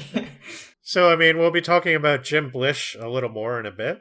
Yeah. But it's kind of really interesting to see, I guess, where he went based on what we have here to look at. Yeah, and so many names pop up here that would become writers later on in the 1950s and 1960s as they mature into adults. But here a lot of these people are as teenagers, and it's just kind of fascinating at how many names you really do find in these issues of people writing in letters or giving their opinions or attending the conventions in some way. And some of them will be involved for decades to come. Oh, yeah. Yeah, lifelong careers for some of these people, definitely. And there's also a really funny write-up of a pilgrimage that Richard Wilson and a couple of his friends made to Sam Moskowitz's house. Oh, yeah. Like 5 o'clock in the morning, and they ring the doorbell, and he's all confused and bleary-eyed, wanting to know why they were there. And they tell him that Bill Sikora died, and he was just like, oh, okay. Yeah, that kind of was familiar to it, reminded me of going to shows in other cities and just sleeping at kind of random people's houses because the band was there and stuff, and what? Sam's all worried about what's he going to tell his parents about these science fiction fans sitting in his kitchen until 7 in the morning, eating his matzahs and drinking his tea, and I don't know, it's just kind of adorably charming. So I guess the last thing that I had that I wanted to read is a poem. Oh. And yeah. These are the favorites of the author, and the poem is entitled Favorites, so get ready for some bad poetry here. Burroughs, Cummings, Merritt, Klein, Burks and Leinster, none so fine. Ed Hamilton and Vic Rousseau, with Captain Meek, complete the show. In the field of science fiction, they're supreme. That's my conviction. Yeah. Captain Meek gets mentioned. Yeah. I was going to say, there's our Captain Meek. Yeah. Well, he's in Asimov's Before the Golden Age anthology, where he has all these short stories that he's particularly remembered from mostly the late 20s to 1938 or thereabouts. And there's Old Faithfuls in there, and a lot of other ones from that time period, including some authors that'll be coming up very soon. Yeah. But yeah, that's pretty cute. It is. Yeah. Yeah. Yeah, not the greatest poem in the world, but that kind of stuff is just a lot of fun to read. And there's a lot of those little fun excerpts all over these zines. Don't forget Wollheim's exasperating tales. Yeah. Yeah, I don't even know where to start with that one. It's over the top, and it makes lots of promises about sex and all that, and you just get a bunch of nonsense. It seems like Wollheim was big into publishing very, very silly things. Sorry. And flabbergasting tales. Yeah, right. That's what it was. Yeah. Yeah. Maybe Wollheim itself is a bit exasperating, but Yeah. Yeah. Yeah. But yeah, definitely dig into these zines on the fan archive page. And again, we'll post a link to this in the episode description. There's just so much really cool and fascinating stuff to dig into.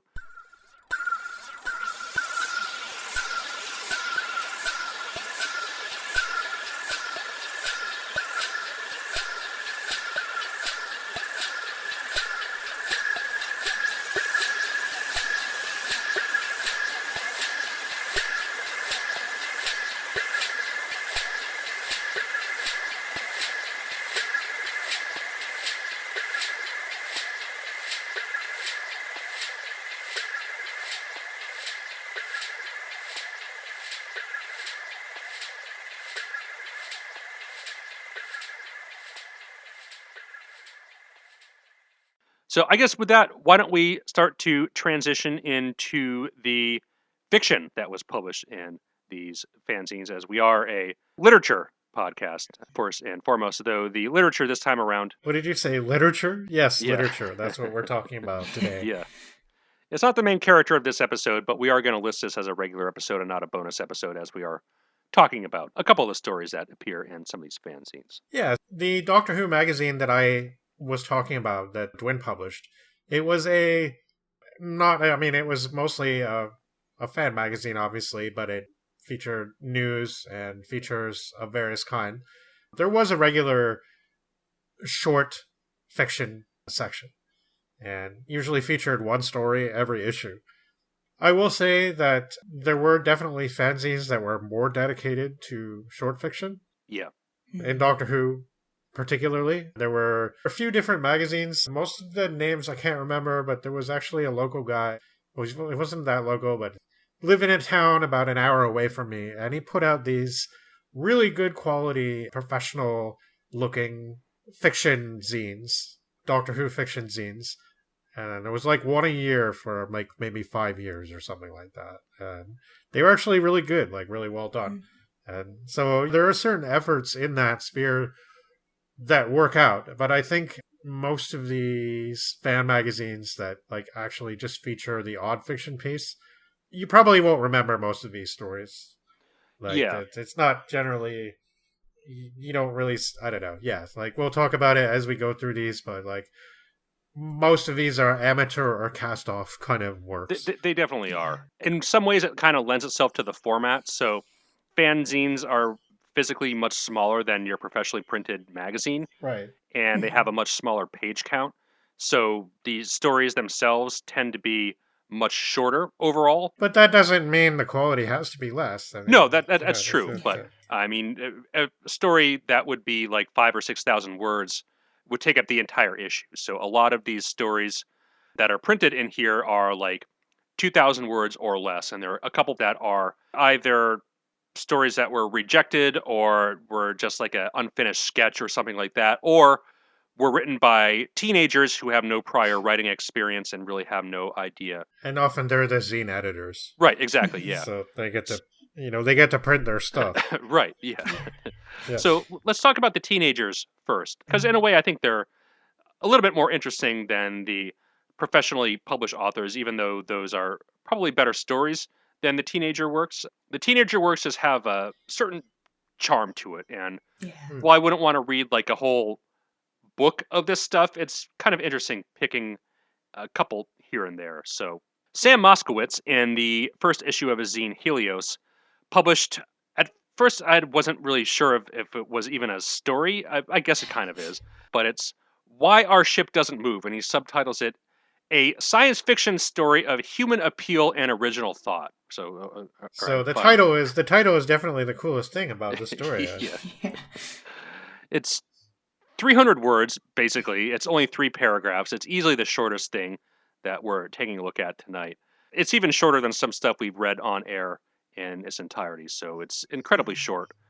And just to give a brief summary, a guy named Davidson is dying. His ship's just been ransacked by space pirates, and they're off with his goods. But 6 weeks later, they'll be dead because somehow he turned their rocket propulsion tanks into vacuums, so they're not going anywhere. They're just like adrift in orbit. And this is, of course, an excuse to briefly have a sentence or two discussion about rocket physics and, look at how knowledgeable I am about science. Isn't that cool? So that's basically this story. Yeah.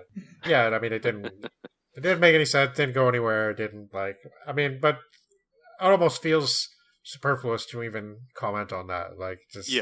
It is what it is. He had the opportunity to put it there, so he did.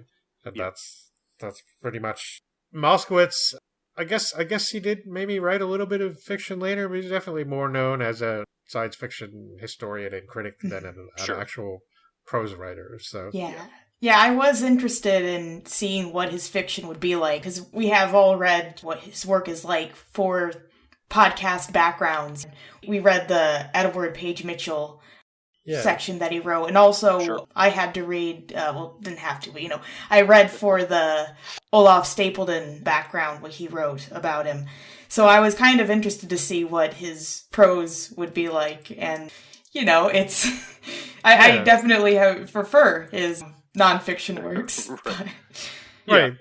I mean, there's a bit of a caveat with it. He's really young here, but he's young, and he does talk about in his Immortal Storm his unofficial Society for the Aid of Fan Magazines in Need of Material, or Moskowitz Manuscript Bureau, which he advertises in Helios, which is where the story was. Yeah. And basically he didn't have enough many times, so he would just bang out like very short stories himself. So it kind of feels like this might be something that he just really had to include because there wasn't enough material. Yeah. Page filler, basically. Yeah. And it seems like the case with a lot of these self-run zines where the author is also the editor. A lot of them tried their hand at amateur comics as well, because the comic scene, I guess, was becoming a popular thing at this time. And the comics on some of them are definitely rougher than the prose stylings. A couple editors complain that they don't want their zines to become parade for amateur cartoonists or something. I noticed that, and I was going to say there seemed to be some complaints about the amount of comics that were showing up. Like, I guess it wasn't necessarily a reflection on the feeling about the format of comics, but just that maybe the people drawing the comics were not very good at it, so they shouldn't draw comics. Yeah. Kind of thing. So, yeah. And some of the comics represented the drama that was going on between fans, because there was one that was when Bloomer and Blish were fighting because Blish apparently had ripped him off after he wasn't able to pay him back for printing. There was like, I think he depicted him like doing the Nazi salute or something, like very, very petty comic regarding that feud. Yeah, it's definitely a good medium to be petty jerk and, caricaturize somebody in visual form, especially when you're a teenager and you want to import these petty feuds to a nationwide audience. Well, yeah. And you think you can do anything. Yeah, right. Yeah. So there's a comment I have about one of our later writers that reflects on that, but I think I'll save it for then because I have a way of blowing my fun quips a bit too early, so I'm trying not to do that. But yeah. Yeah, I don't know. Not much to say about Sam Moskowitz, but he was a teenager and he did his own zine, and that's pretty neat. But the title of the story and the subtitle already shows his propensity for being a critic. Yeah, definitely. Yeah. It's like an Oscar Wilde title. Like it's kind of one of these like, here I have something important and profound to say about the art that we're making here. It's like, here's a story that will appeal to original thought. I think Wilde was a bit more talented, though. Yeah. I think he's being like hyperbolic. Like I don't think he really. Definitely. Yeah. It does sound like a subtitle that he would use later for a nonfiction piece on another science fiction author. Yeah. Yeah. Yeah, it's like he's anticipating all these science fiction critics who would come up, like in the 50s especially, and 60s, who would be like, why can't we take science fiction in new directions? And like, why does everything have to be like a Western? And certainly some of the academic criticism, too. Yeah. And more recent times. Yeah, I think that one of the key skills that an academic has to have is having good subtitles. Yeah, oh yeah, definitely. So. Yeah.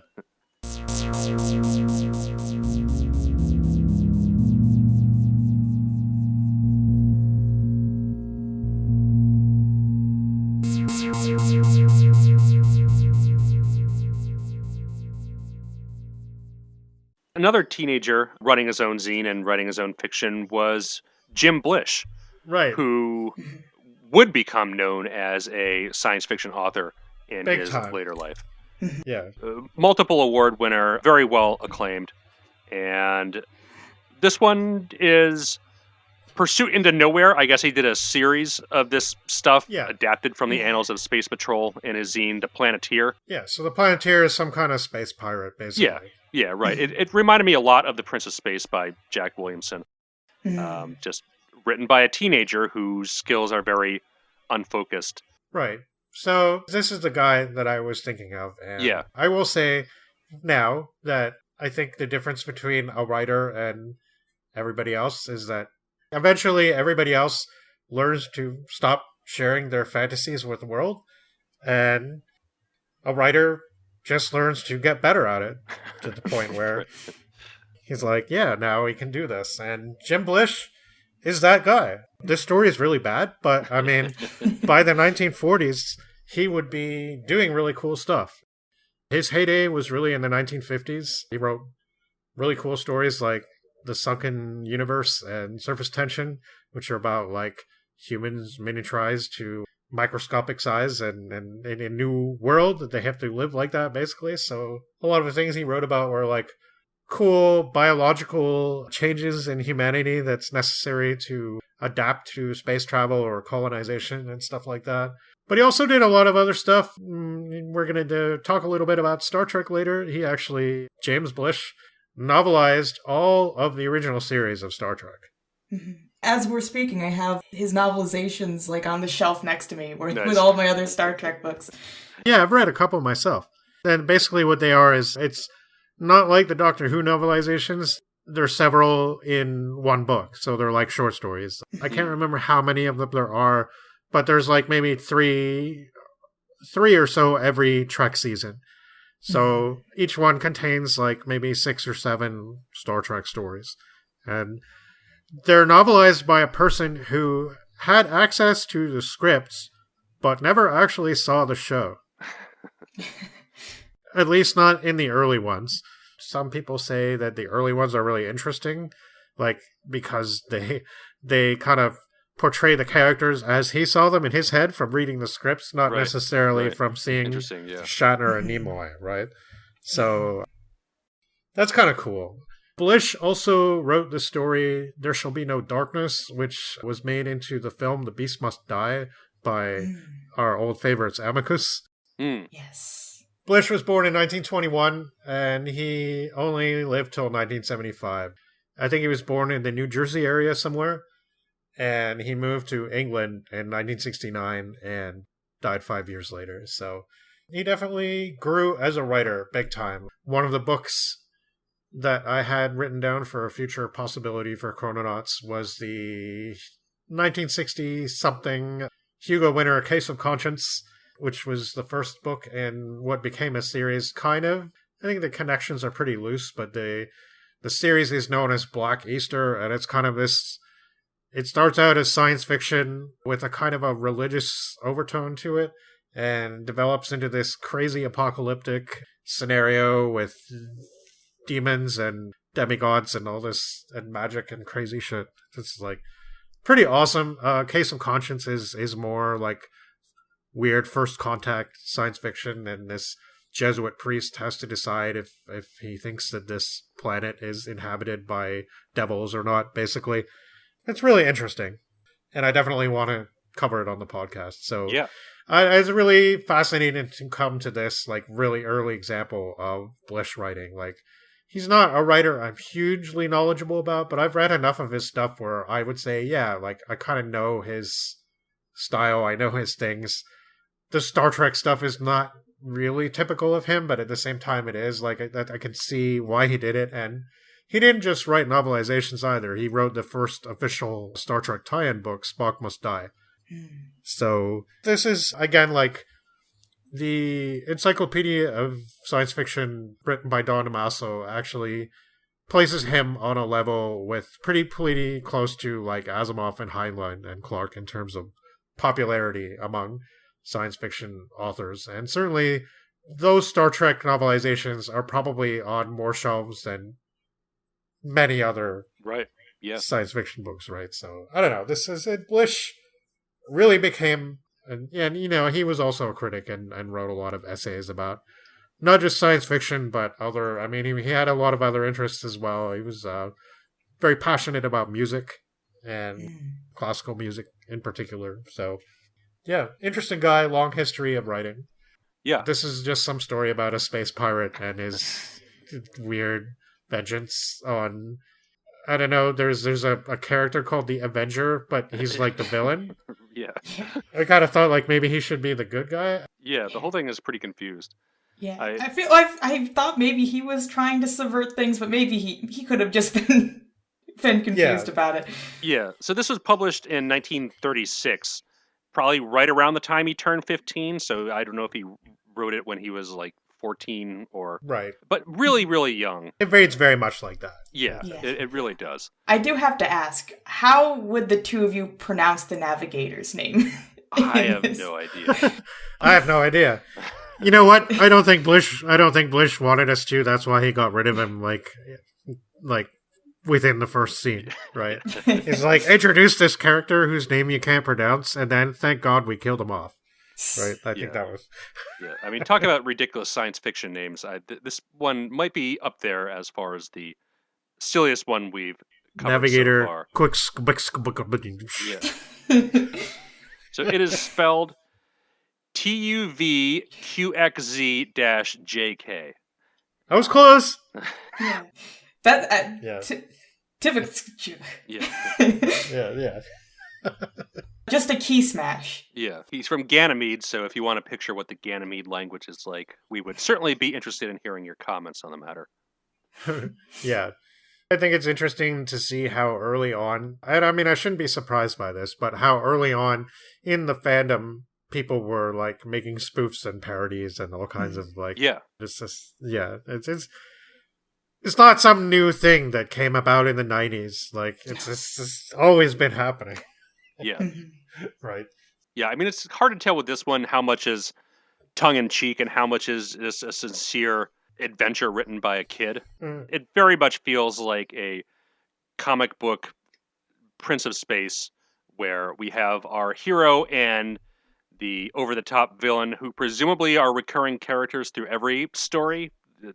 I don't know. They trade some insults and they like shoot at each other with various science fiction ray guns. There's time rays and disruptors, and at the end there's a Deus Ex Machina thing that's like not been mentioned anywhere else, right? It just But the thing is, so I saw that, and it, like, obviously it's not great, but it reminded me of one of the few E.E. Doc Smith stories I read. I think it was called The Vortex Blaster, and it was actually in an anthology edited by Moskowitz, and it had a very similar thing where there was like they had to deal with the bad guys, or I think they were aliens or something like that. It was a spaceship, and they, at the end of the story, like the last page, they had this, well, we better use the reality distorting bomb or something like that. And they did. And of course it was like, well, it saved the day, but it was like this last resort that we didn't know about till it needed to be called upon, right? So it was like very unsatisfying kind of story writing. Sort of. So, I mean, I guess, he was just taking from that kind of stuff, right? Yeah. And who knows how seriously he took it. He probably knew it was bullshit when he wrote it. It still has the charm. It really does, Because I wanted to look also at other Planeteer zines that were up on the fanzine site. And there's just, like, the first one has, like, some very charming, like, very kind of childish drawings for... Yeah. And at the end, it looks like just in pencil, written in cursive on the back, subscribe, with, like, a big exclamation point, which just felt it was very sweet. It is, yeah. Yeah. This one was interesting just in terms of knowing how Blish develops. This fanzine of his didn't last very long either. No, it didn't. He did other fanzines later. And he was involved in writing articles, but... Yeah, the Tesseract was one. Yeah. Right. I think this one was hectographed. I can't even imagine what the process would be like. I'm sure it's messy and kind of difficult to do on your own. Yeah, it sounds kind of messy. Yeah, certainly time-consuming anyway. I'm assuming he's drawing and doing the graphic design all himself, so doing the layouts of the pages, all the stuff was more or less handwritten and then, I guess, typed with a typewriter. I'm not entirely sure how he produced the text, but... Yeah, one of these bibliographies is kind of sarcastic, and it kind of talks a little bit, like, smugly about how some of these people did their things, and it mentions all the magazines that Blish started. It's like, he's the editor of it, and then it's names like a dozen different things, and it's like, it's kind of the suggestion is, well, each of them had like one issue, and then he's like, oh, I can't do this anymore. And then he's starting the next one. Like, so, yeah. Pretty much, that's great, though. I mean, that's enthusiasm. You want to see that. And somebody who's of that age in particular, right? He's like, it looks... You can tell that so long as this doesn't burn out, he's going to do cool stuff. And he does, so... And the enthusiasm is where it really shines through with the teenagers, from the prose to the DIY layouts of all the pages that very much look like, hand-drawn during study hall or whatever. It's just very, I don't know, charming and adorable to look at. And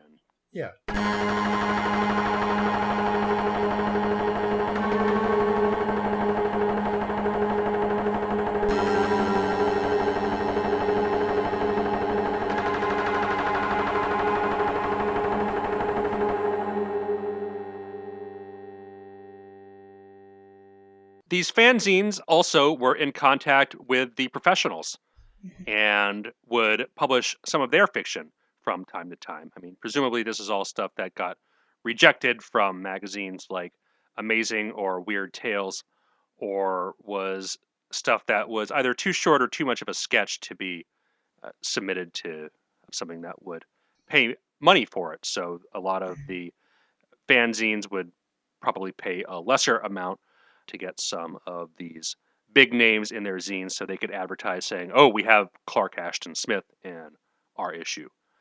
So we took a look at 2 of these stories, and by far the shorter of the 2 is by a Ralph Milne Farley, who is an interesting figure in that he was a sitting state senator at the time that he wrote some of his science fiction. Yeah, he seems most famous for a series called the Radio Novels. I think they're called that in retrospect now, but it's like a Radio Planet, I should say. Yeah.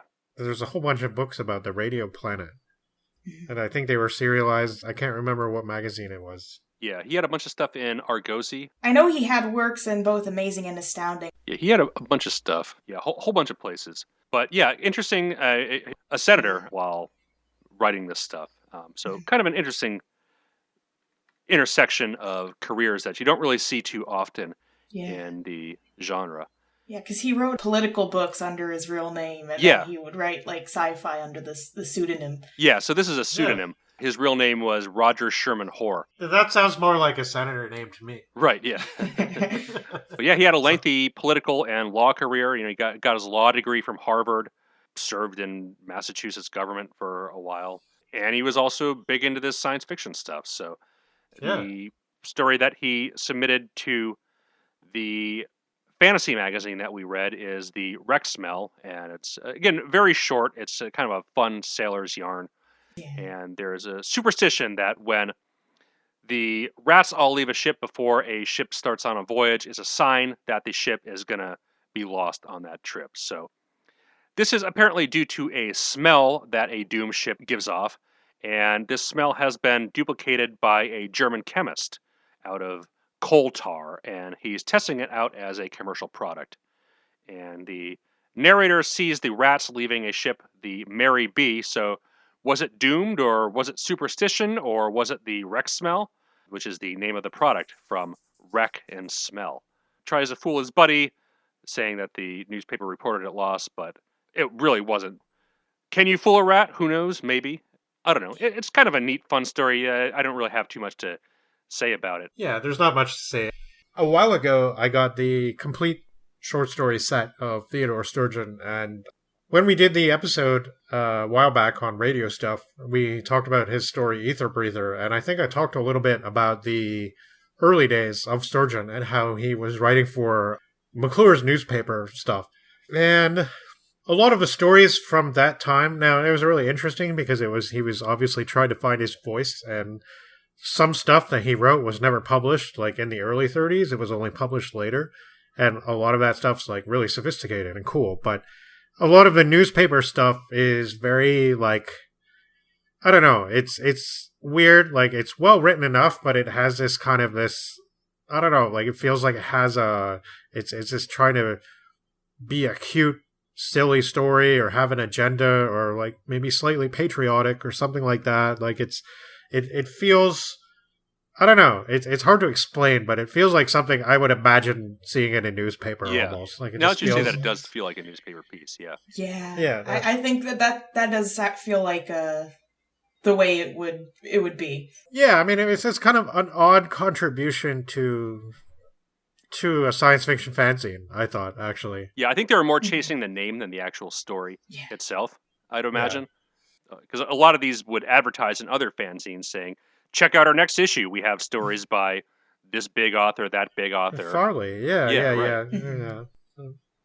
I guess. I don't know. I mean, it just seems like, why wouldn't he write something like more fantastical and weird? Like he's just in this DIY fanzine, right? Like he'd do whatever he wants. I don't know. Just maybe the editors were just like, whatever you have on hand, we'll take. Yeah, I guess so. That's probably what it was. I mean, to be honest, I haven't read anything else by him, so maybe he's just like that. But I don't know. I did read a little bit about him, and it seems like he has some other stuff that sounds interesting and different. So I don't know. I mean, maybe it's a prestige thing. You're probably right. That's what. Yeah.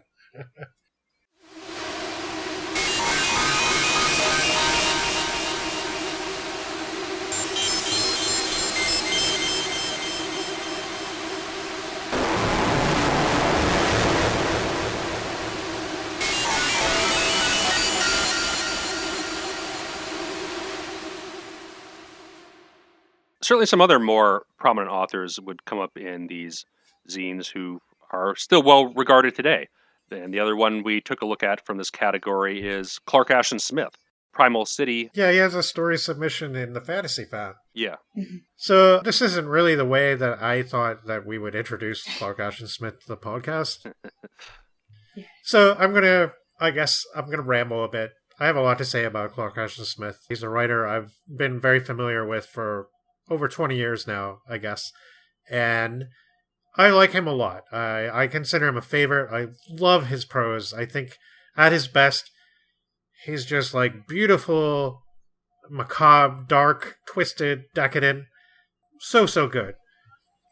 I don't think this story represents that. I think that I will open this by saying, okay, I know at least one regular listener of the podcast or semi-regular listener is a big Clark Ashton Smith fan, and I need to preamble this by saying I consider myself one too, but I think that being a fan sometimes means that you might be willing to criticize somebody that you really respect as a writer and you like a lot. And although I don't necessarily mean to be overly critical of Smith, because I think I understand why he did what he did, I do think sometimes that writing fiction for him was an exercise and a money-making thing.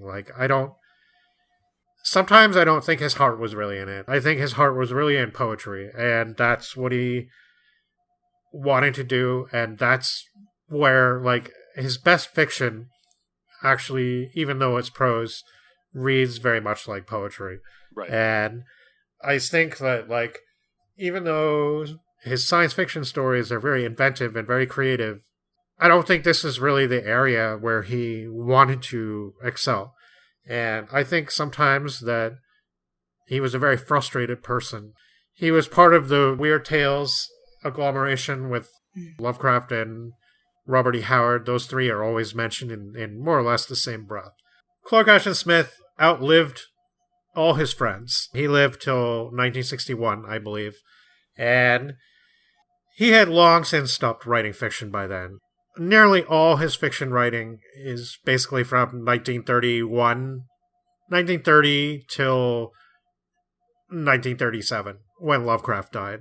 He and Lovecraft were really big friends. They never met in person, but they wrote letters back and forth all the time.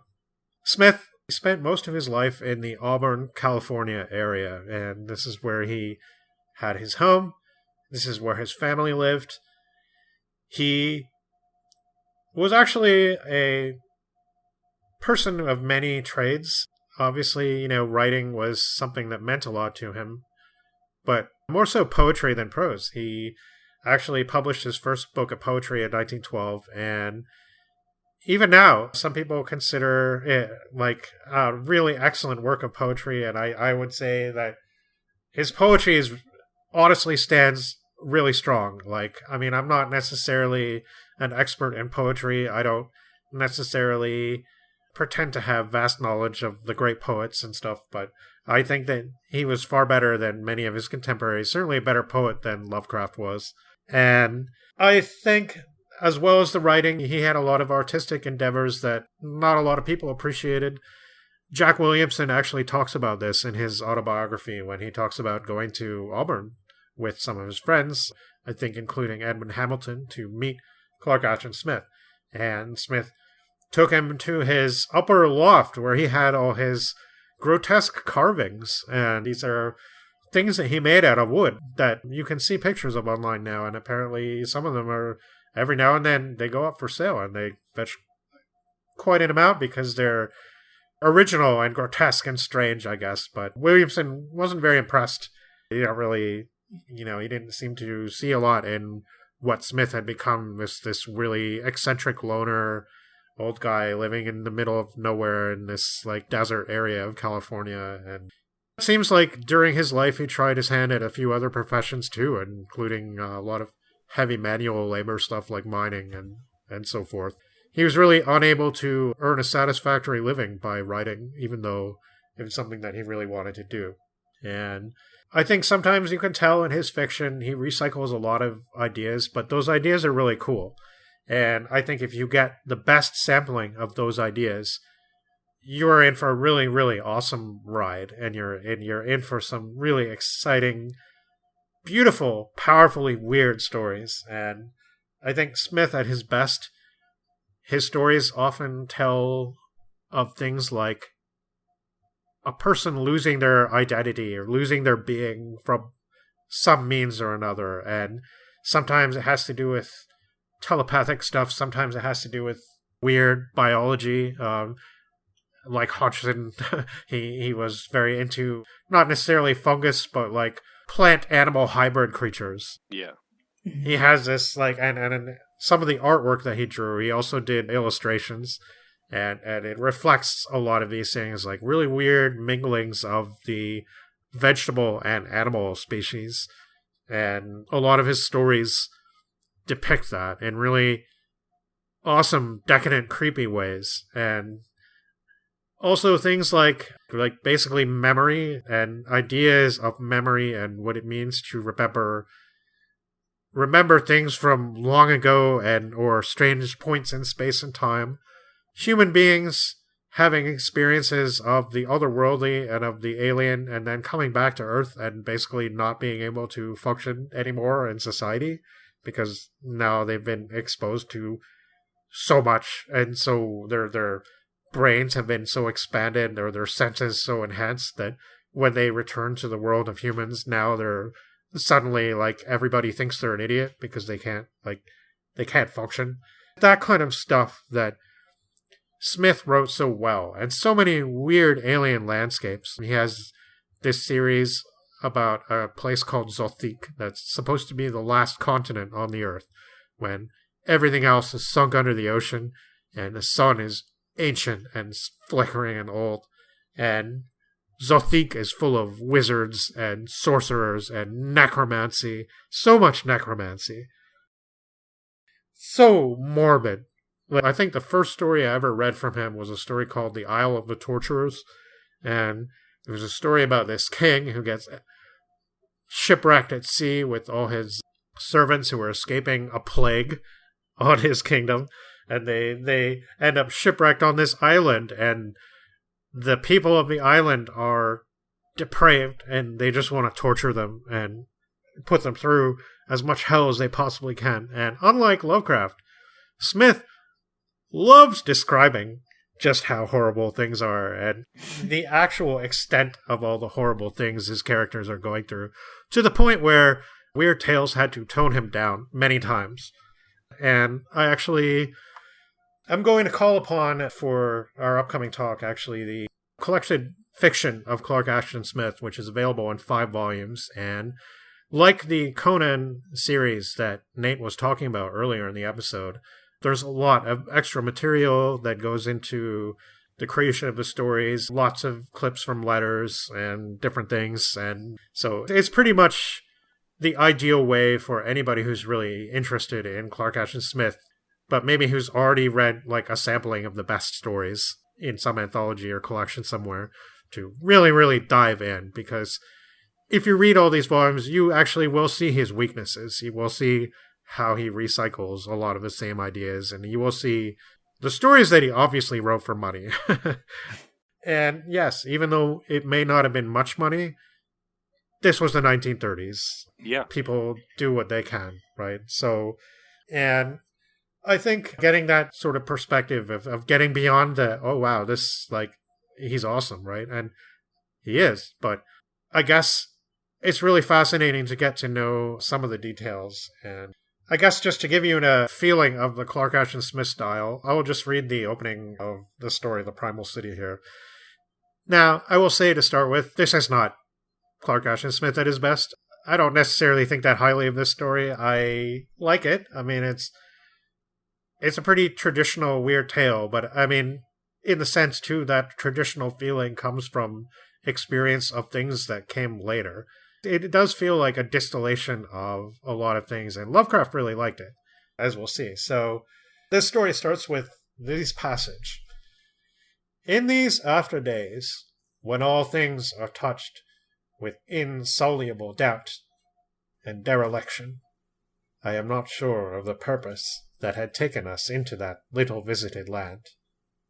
I recall, however, that we had found explicit mention in a volume of which we possessed the one existing copy of certain vast pre-human ruins lying amid the bare, plateaus and stark pinnacles of the region.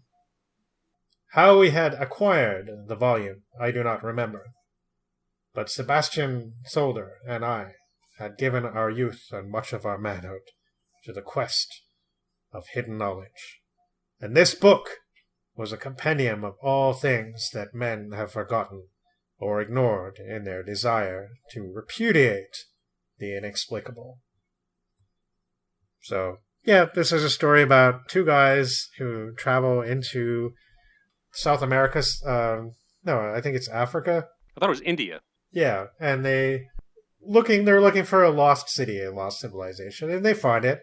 And, of course, there's a force there that they can't understand that destroys their minds. And the story is shrouded in an atmosphere of, I guess, loss and kind of like what I was saying earlier, like a kind of, the one survivor doesn't even remember a lot about what got him there.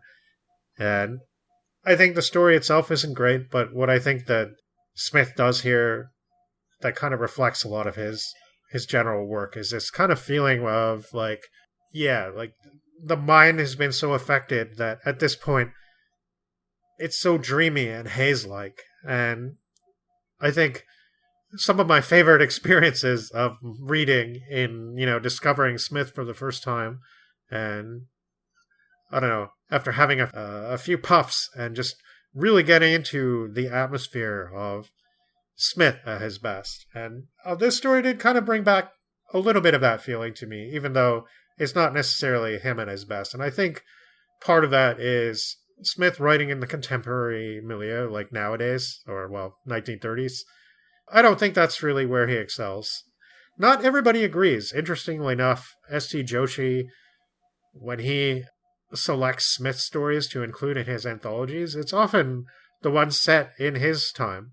And I kind of find that interesting, but I actually, obviously, what stories an editor selects to include in an anthology tell you a lot about that person, and maybe Joshi just likes the contemporary weird more. I think Smith excels in the really strange settings, entirely dedicated to that, and set in an alien world in ancient Atlantis or Hyboria or Zolthik or whatever. And it's a strange place where you don't know what you're going to encounter. That said, Smith and Lovecraft, in their letters, they like to share their dreams with one another, and Lovecraft had described several of his recent dreams to Clark Ashton Smith, which made Smith write the following. My own recent dreams have been pretty tame, but in the past, I have had some that were memorable. One that comes to mind was fraught with all the supernatural horror of antique myth. I was standing somewhere on a bleak, terrible plain, while past me and over me, with appalling demonic speed and paces, the voices of thunder, there swept a vast array of cloudy, titanic shapes.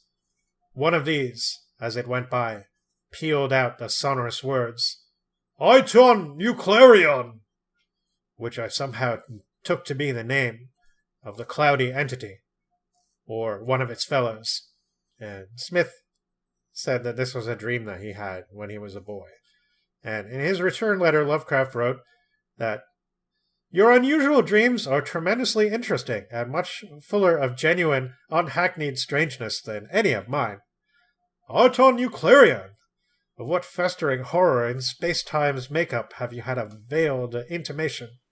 So Smith has this cool thing that he called the Black Book, and if you go to eldritchdark.com right now, which is the official Clark Ashton Smith website, I haven't checked recently, but when I used to go there, you can see an index of every story that Clark Ashton Smith wrote, including ones that he never finished. And those are excerpted from the Black Book. And what it is, it's his idea book. And it's really neat because you can see, so Clark Ashton Smith, I've said a few things about him, and from my observations, one of the things that I notice is he seems to have had a problem with his attention span. Like, he tried his hand at a longer work called The Infernal Star, and he got to about 12,000 words and then quit.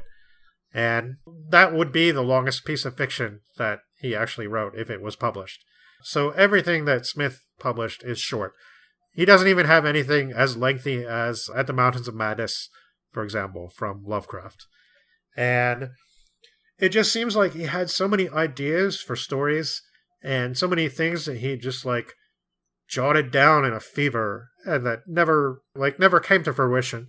So if you're just looking to push your creativity, you can look at the Black Book and see all the cool ideas that Smith had that didn't use. So this one is under the title of The Cloud People, and he says, "It's a remote mountain region with lost cities and treasure, deserted by human beings, but guarded by strange clouds that take the forms of men, animals, or demons." So the story was written in the early part of 1934, and he submitted it to Weird Tales twice, under the title The Cloud Things and The Clouds, and finally The Primal City, and it was rejected. And Farnsworth Wright said the story was lacking plot. Well, yeah. And Smith pretty much elsewhere said, "Not very many of my stories exhibit what is known in pulpdom as plot." And that's very true. And if you read that collected Smith appendage series, you will see that Smith actually got many rejections. And many of his stories were not. And he had to work on them to make them acceptable to this market. And again, that's not to say that Smith was better or worse than the market, but perhaps just not suited. And I remember reading his comments about Astounding, and I think I mentioned that early on, is he thought that Astounding was too geared toward the adventure pulp thing, and he tried to write stories like that, and the editors would sort of highlight the things that he was least interested in as being the things that they wanted to see more of. And I get both perspectives, because they would say to him things like, "We're interested in human characters and human elements of a story." And Smith would fire back something like, "Well, if you want humans, then why don't you just, why are you writing science fiction, not something else," right? Mm-hmm. I guess he was just wanting to make it strange. And he didn't care about having things like identifiable characters. And that was something that at least some of the magazines at the time were pretending to, I guess, have an inkling towards, right? They wanted to see their magazines grow up and be considered literary, right? So to have things like characters that you could identify with seemed important, whereas Smith, it's all atmosphere. So he wrote the story again in March 1934, and again was rejected. He and Lovecraft commiserated with each other a lot, and Lovecraft was being cute, so he wrote to him, "The nameless spawn of Yub and Yoff," on reading the second rejection letter, and he said, "No wonder his damn magazine never prints anything worth reading, except by accident." Lovecraft goes on to praise the story, and he talks about how good he thinks it is. And I kind of wonder if, this story is a lot like Lovecraft, more so than I think what Smith is best at. So, but he submitted it finally to the Fantasy Fan, which Lovecraft recommended. So the story did not get accepted by Weird Tales, but it did end up in the November 1934 issue of the Fantasy Fan, which was being run by Hornick at this time. Yeah.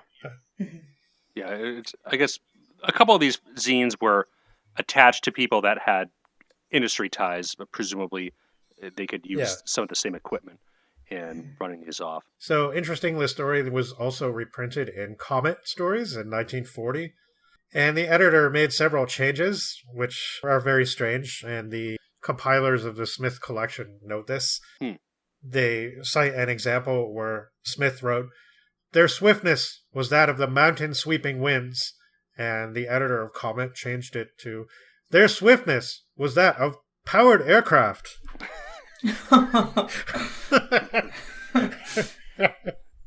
So, yeah, I mean, needless to say, we don't need to read that surviving manuscript. No. I don't know what happened there, but yeah, somebody, I guess, Smith, again, he probably was trying to sell all his leftovers, and unfortunately, making money seems to have been a struggle for him. It seems like, based on, he's also mentioned a bit in DeCamp's autobiography, and from there, from bits I've read, and even like sort of good-natured criticisms by Lovecraft, it seems like Smith had a pretty high lifestyle. He liked to drink, and he liked to court women, and he liked, I don't know, he's into things that Lovecraft and Howard were not into.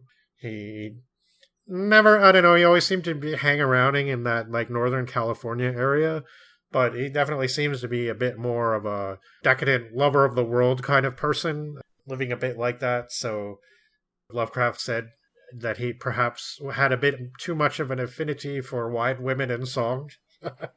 This is Lovecraft, of course, so you can take that as you will, but it's kind of interesting that, yeah, he seems to have really struggled with this, but his stories at their best are really, really good. This is not him at his best, but I can see why having it printed in the Fantasy Fan would have been really cool to see a story by Clark Ashton Smith. Yeah. And it's not terrible by any means. I mean, just these guys getting their doom coming to them because they dare to pry into forbidden lore. Like, as with a lot of stories like this, I have questions. Like, I kind of wanted to know more about how it started. Like, you really don't get, like, it's almost as though the journey of going there and being exposed to whatever the cloud people are damaged the guy's brain. So he can't really remember even, like, it's almost like he's living in this perpetual nightmare now, where his life almost starts with going to the city, and he has these vague recollections of some book, and it's like, we don't really know what book it is, but it's a book that contains all these hidden secrets, and I don't know, I liked it. Like, that was really haunting. It was just sort of perfunctory. Like, as far as stories like this go, there's definitely better ones, and as far as Smith goes, I wouldn't really start with this, even though we are starting with this on the podcast, but, like, I would have gone somewhere else probably if we were specifically gearing for Smith. And I do actually have an idea for a planetary romance type episode where I think we can incorporate Clark Ashton Smith and one of his Martian stories, C.L. Moore and her Martian stories, and a Lee Brackett story. I think that would be a great Chrononauts episode. I don't know about you guys, but yeah, definitely. But yeah, no, I definitely didn't mind this at all. I actually quite liked it. I mean, nothing happens. It's just kind of atmospheric vibes for a couple thousand words, but you know, that's totally fine. Yeah, this is actually my first Smith. I do have a copy of a collection of his stories, which is edited by Joshi, so I wonder how his tastes do affect the selection of that. Yeah, well, I remember you telling me the contents, and I commented on that, and I said, well, he's included a lot of the, like, contemporary stories, and I noticed, too, in some anthologies he edited, like, he includes, I don't know, I mean, I'm not saying that these stories are bad, and the Dark Eidolon definitely includes a lot of the weird otherworldly ones, too, but it just seems like Joshi focuses a lot on the now, like the stories set in the here and now that almost could have been Lovecraft stories. And I don't really think that that's the best that Smith has to offer. I think really Smith excels at these weird hallucinogenic landscapes. And like, okay, one of his stories is a really short story about these two guys from Atlantis who are like the last survivors of Atlantis, and they build a ship to travel into space. And they go to Venus, and they call it something else, of course, but they go to Venus, and they're all happy to be on Venus, and they can breathe there, so they're so uplifted and wonderfully overcome that they start, like, cavorting around and playing around. And as this is happening, the story describes how they're very slowly being covered by flowers and turning into plant people, and at the end of the story, they're plants. and they're not the same people that they were when they started. And, like, they're totally oblivious, but Smith is describing this happening. And it's just a few page long story, but it's so good. And it's so trippy and weird. And that's the stuff that he's really good at, I think. Cool, yeah. I didn't really have too much on this one. I mean, there's not much there aside from atmosphere, but I did enjoy it. The far-off landscapes and alien worlds are definitely more... Yeah, and there's a glimpse of that in this story. There is, yeah. And you got to see the weird city, but it's just a glimpse. And yeah. In terms of writing, I think it's the story that goes smoothest in this batch, but like that's not really saying too much, I guess. Yeah. So, yeah. And then there is a weird throwaway description of the natives too, which Smith doesn't usually do. Like, he's usually a bit more classy than that, I think, but I don't know. It's of its time, I guess. But yeah, it's just kind of subhuman or something he describes them. So I don't know. Usually he's a bit better than that. Yeah. I did also want to mention the Fantasy Fan magazine that it was published in was one of the magazines that is known for campaigning for more recognition of Hodgson, which is really cool. Hornig, I believe, who did have a lot of experience with weird tales, more so than it seems the others, seemed really interested in weird fiction. Yeah, and there were that came up actually in the material a few times too, was people debating about whether weird fiction should be included, and like talking about the number of weird fiction readers versus the number of science fiction readers and stuff like that. And that's something that still was a factor many years later. I mean, I mentioned this when we talked about Vintage Season by Moore and Kottner, and the first time I had heard of Moore, and I had been reading some stories, and I was telling Howie from Cauldron Born Britain Writes, it's kind of a buddy of mine, we were talking about it, and I was saying, I read this story, Vintage Season, and I didn't know it was going to be like this, but it was really awesome science fiction. And it was kind of his opinion that they, or she in particular, switched to writing science fiction because it was more profitable. And that was kind of, I don't know, he seemed to wish that she stuck to the sword and sorcery, planetary romance kind of stuff. And I don't agree, but I can see the point of view, I guess. Like, I think she was really good at the more thoughtful science fiction kind of stories. Like, I really like the Northwest Smith stories that she wrote set on Mars, but every single one of them deals with, like, space vampires of some kind. Like, it's very repetitive. It's good. It's really, really good, but it's like, you want to read, like, maybe one story a month or something like that at most. Because otherwise you'll be like, they're all the same. Like, you know. Oh, just space vampire women and stuff. And like, how the genre question does come up in these zines is pretty interesting, as the Fantasy Fan does make a specific remark that they don't want to publish science fiction. They want to focus specifically on weird fiction stuff. Yeah, because they say they don't want to compete with the Science Fiction Digest. Although it does seem like it's more just that Hornig had Clark Ashton Smith and Lovecraft and Derleth stories, so he's like, I might as well focus on weird fiction. Yeah, and Clark Ashton Smith does get published a lot in the Fantasy Fan. There were a couple others that we could have done for this episode. I wanted to do this one because it does kind of focus on an alien city, and it does tie in a bit to the whole Ancient Aliens thing, though it doesn't really pop up that much. Again, almost nothing happens in the story. It's just like a weird atmosphere.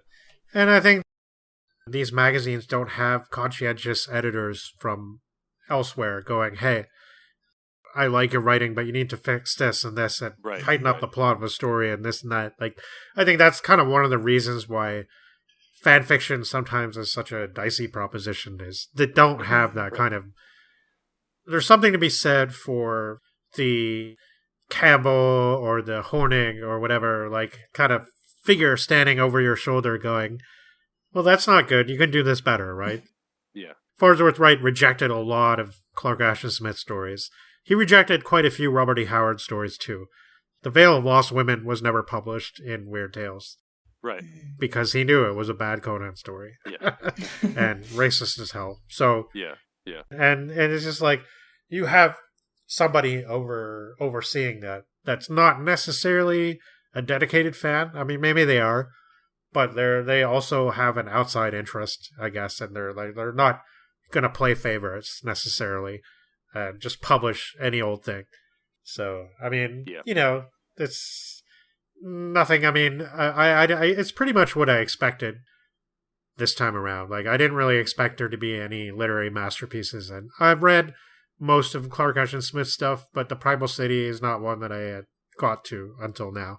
Yeah. So it was one of the few stories that I hadn't read, and I don't know why, because it's not like I was reading them in the magazines, so I didn't see them in Weird Tales and Wonder Stories, which is where a lot of them were published. But I guess, I don't know, some titles you just don't get to even after 20 years. So Sure. Yeah. yeah, read The Dark Eidolon or something. Get a really good Smith collection, and if you really like what you read, then you can get these volumes of the complete ones, and you'll find some gems that are not in the more general compilations. You will.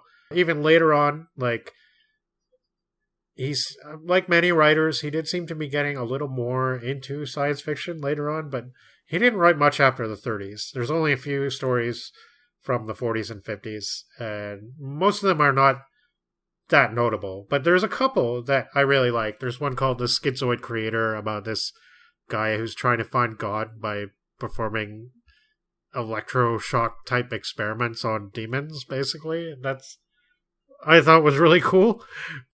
There's just not a lot of stuff after that time. So I think after his buddies who were hanging out in Weird Tales writing letters and stuff, like, they kind of stopped being around, and a couple of them died really horribly. I think he just lost a lot of interest in writing fiction, unfortunately. Yeah. So it's the way it goes. Yep.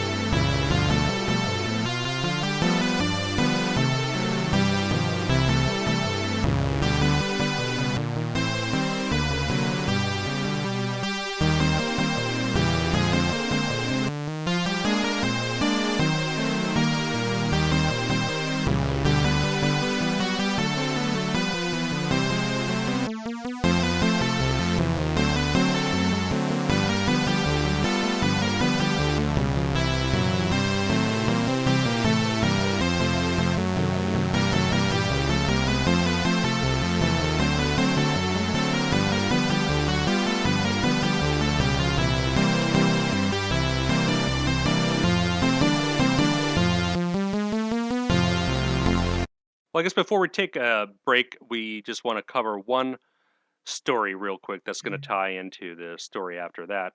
And that is going to speak to the question of fan fiction and kind of where does it begin. So there is this parody piece called Cluck Rogers in Astounding that was published in the Fantasy Fiction Telegram in December of 1936 by a George Hamm. And we were talking before the recording about, who is George Hamm, and we couldn't really turn up anything. It might not even be a real name. I thought I came up with, I thought I saw him mentioned again somewhere. It could well be a pseudonym. I don't know. I'm not entirely sure. But this one is basically it kind of follows like a script, like it feels like a radio play or something. Right, like that. Exactly, yeah. Yeah. Yeah, so we have an announcer and stage directions and, music cues and all that. And, it's very much clearly science fiction parody that is playing on Buck Rogers. And, we get some insults traded between Cluck Rogers and the main villain, Killer Cohen. And this all takes place in the office of Astounding magazine, and we get lots of in-jokes to the science fiction community. It didn't make me laugh once. Yeah. It was historically interesting, though. It was, yeah. Yeah. There's one story that's mentioned, and I was curious to see what it was, where the villain is like, "Don't make me read you Finality Unlimited." Yeah, It's written by Donald Wandry in Astounding issue September 1936, and I wanted to look it up because I wanted to see what that Blailer said about it. He calls it competently done, so... Yeah, now that you mention it, I remembered, and I was going to look for that, and I forgot to look for it. So yeah, I just knowing how Blailer sometimes feels about works, I wanted to see what he had said about it. So seems he enjoys it fairly well. Yeah, it is interesting what stories come up as far as what people are making fun of and what they're praising. Abraham Merritt came up a lot in these zine excerpts as like one of the best pulp authors around, and a lot of people really like E. Doc Smith as well. But yeah, some of these other stories just get kind of slammed, possibly unfairly. I guess I didn't get some of the jokes. Like, I don't know why they linked Buck Rogers with Astounding necessarily, because he was published in Amazing, right? So I don't know. I don't really like. I definitely felt like I wasn't quite the target audience, but I don't know. I did appreciate the historical quality of it, but also that it was like the dialogue really kind of it kind of felt like something from a nowadays parody, right? Like it was very contemporary feeling. Yeah. Goofing off about like the conventions and the weird technobabble and the rays that do nothing and I don't know, it was just very it felt familiar. Also the jokes about advertisements. Yeah, a lot of very in community jokes. I mean, I'm sure the advertisements in the magazines were annoying to the fans. I don't know exactly how much radio stuff was science fiction adjacent at this time, but certainly there were films which I'm sure they loaded up with advertisements at the beginning as well. Yeah, it does feel very much like it could be well, I guess it does have some similarities with modern fan fiction parodies in that it is very self-referential in that way, and there's lots of jokes to stuff that is related to the community. And I didn't mention, like, when I first kind of got the internet, I was kind of looking into fan fiction a fair bit too, and I found a lot of Doctor Who fan fiction, and I found Usenet news groups. You mentioned Usenet earlier, Nate. And you know, like, I found a group specifically devoted to X-Files fanfiction. Oh yeah, no, fanfiction was huge on Usenet. Yeah, and it was like there was so much, and I remember being in grade 9, I think, and I had like access to Usenet through a BBS or something, and it was like everything was text-based, and it was all through a Linux shell on my DOS computer, and like, you know, I was getting all these X-Files stories that people had written, and Gretchen, you'll be interested in this. The first time I heard of Quantum Leap was because of an X-Files Quantum Leap crossover story. So, yeah. More on that later, but on crossovers, that is. Yes. I mean, I didn't think this was funny, but I could totally imagine it as a radio play. No, definitely, yeah. It's written that way, more or less. Yeah. I didn't really find it that funny. I did appreciate some of the jokes, but I didn't really laugh at them. Yeah, I mean, I imagined saying some of the lines in an over-the-top way, and that was kind of funny to me, personally. Just, you know, like, imagine them being set out like that. But, but other than that, it didn't really make me laugh. But we'll have to perform it. Yeah. Yeah. And I will say the description of the Astounding offices does sound kind of a little bit true to form after reading the Astounding book. Talking about like Campbell working in the back of the office and how everybody had to squeeze through like all these huge stacks of like paper and rolls of paper, and like the Astounding office was in the very back of this messy room, and like there's this, I don't know. It sounds like an interesting working environment, to say the least. Maybe not necessarily bad, but... And, like, meanwhile, you're not allowed to smoke in there, and it's the 1930s, and everybody, like, really wants to smoke, especially John Campbell. Like, you're not allowed to smoke because there's so much paper that can, like, catch fire instantly. Sure. Yeah, I don't know. It was fun. Yeah, interesting snapshot. I don't really have too much to say about it. Again, super short. Yeah, and again shows how prevalent parody was even early on. Yeah, it's not as entertaining to me as it was. Like, and I just kind of remember, like, again, it got me thinking. Another thing that I found at that time was like Star Trek parodies, and there was some guy, I can't remember. You know, he had one of those like typical internet handles of the time, but he wrote Star Trek TNG parodies of like several of the episodes specifically, and I remember really enjoying those. But and like now, I don't think I could read anything like that. Like it would feel like a total waste of time. And I don't know. Parody and spoof is, I think for a lot of us, it's the kind of thing that sounds really great when you're like younger, but I don't know. I think maybe as you get more exposed to stories, those kind of things lose their appeal for a lot of us. I know for me, like, Hitchhiker's Guide is probably like the extent of my... I can see that that's a really fun lampooning of some of the tropes and stuff like that, and I really enjoy it. But much further than that, and I start to be like, yeah, okay, like, I get it. You're trying to be funny, and that's cool, but... Even Hitchhiker's Guide can be a little nuts sometimes. Yeah, that is true.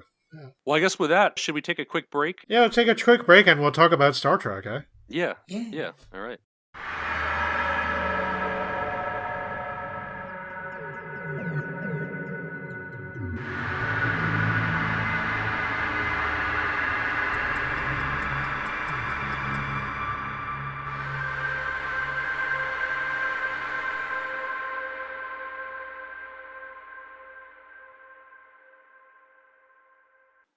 So I guess one of the questions I wanted to answer and get at with this episode is we've been focusing on the fan community and fanzines is where does fan fiction start?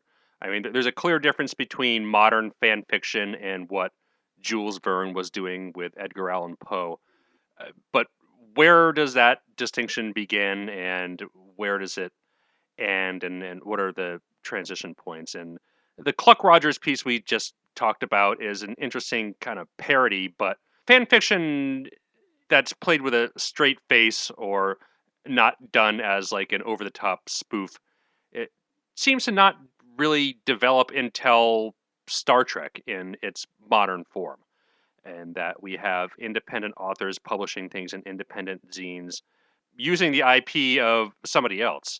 And all the other instances of fan fiction we've seen kind of beforehand, with the, I guess, one major exception of Sherlock Holmes, have been these random one-offs, whereas with Star Trek, it was almost like a movement that just sprung up in the wake of the TV show, which I think is just really fascinating as a turning point for both the genre history from a, not only from a literary standpoint, but from a fandom standpoint.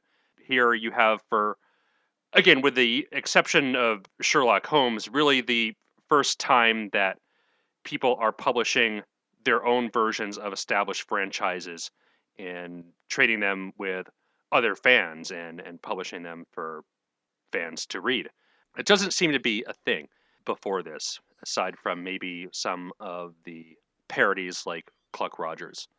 So I guess the story we're taking a look at tonight is possibly the first example of Star Trek fan fiction. It's always hard to quantify what first is, but this was Star Drek, written by Ruth Berman. The title gave me like the image of like a Mad Magazine parody where it's like shredding the show or something like that. Yeah, I mean, I don't understand. Is that the title that she gave to her own work, or is that yeah? I'm not exactly sure why. It certainly doesn't predispose one to being enamored with the work. No, yeah, but she was. She really was, and yeah, this was initially published in Pantapon number 16, which was Berman's own fanzine, and then it was later republished in Spockanalia number 1 in 1968, which was edited by Deborah Langsam. Langsam and Sherma Comerford? Right, yeah.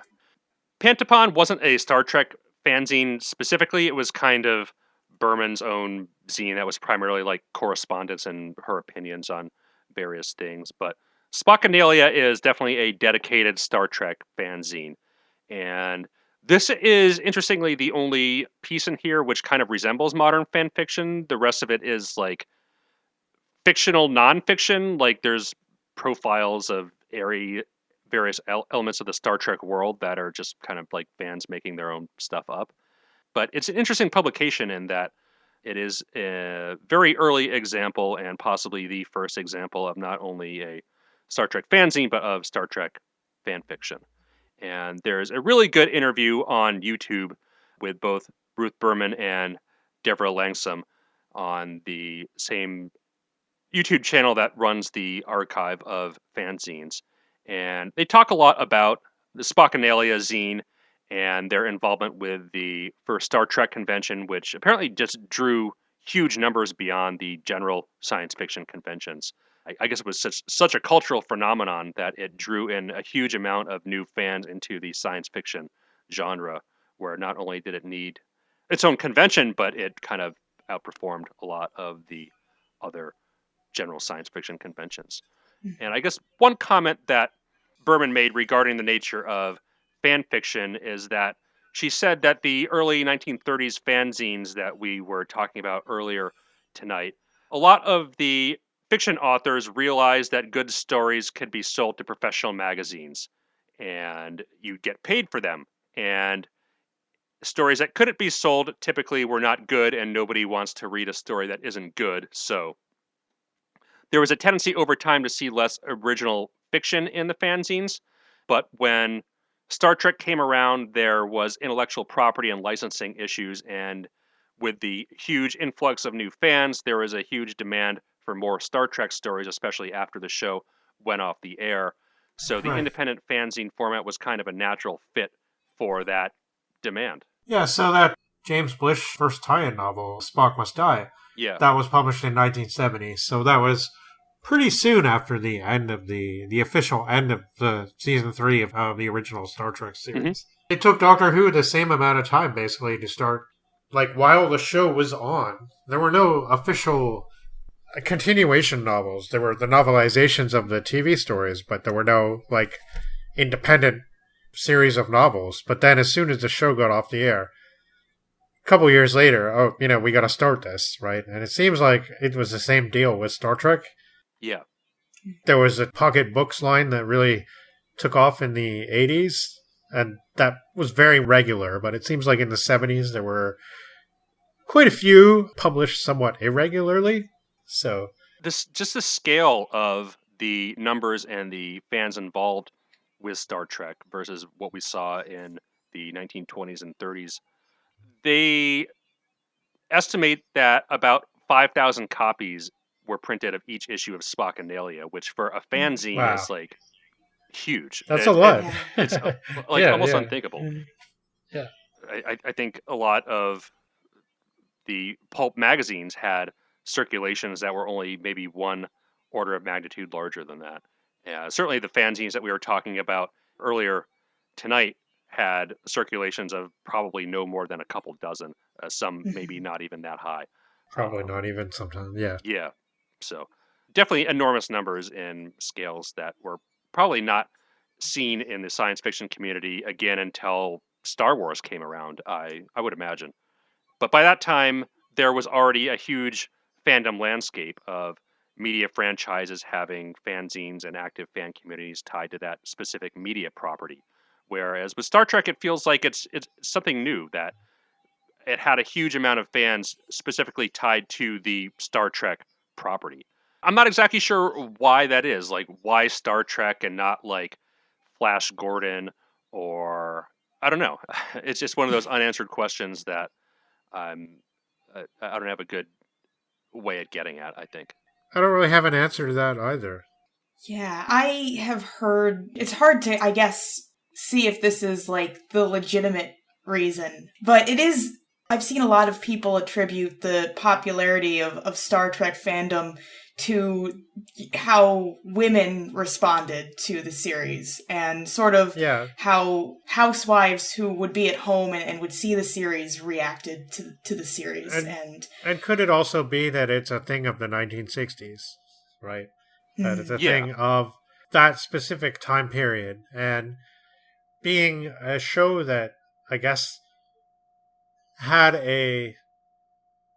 if you want to believe William Shatner and Gene Roddenberry, anyway, a mandate of, I guess, showing that people like Uhura or Chekhov could be important and could be, have important positions on a starship traveling the galaxy. Yeah. Stuff like that. Yeah, I mean, Uhura is the first African-American character in television to not be just like a maid or a servant or something. She's a legitimate part of the crew. Yeah, and the women in Star Trek fandom is an interesting angle in that it's a total inversion from what we saw of the 1930s fanzines when there were almost no women mentioned at all in any of the pages, whereas in Spockanalia, all the content is pretty much written by women, which I thought was pretty interesting. Yeah, it is quite something. Like, I don't know if television, especially being like a very different medium and maybe being perceived as more, I guess, for the masses, right? Like, and there's more involvement from all sorts of people who are not necessarily, again, like, they're not necessarily fans. They're not necessarily 100% committed to the thing, but their influences and their way of thinking does enough to contribute a little bit to the whole.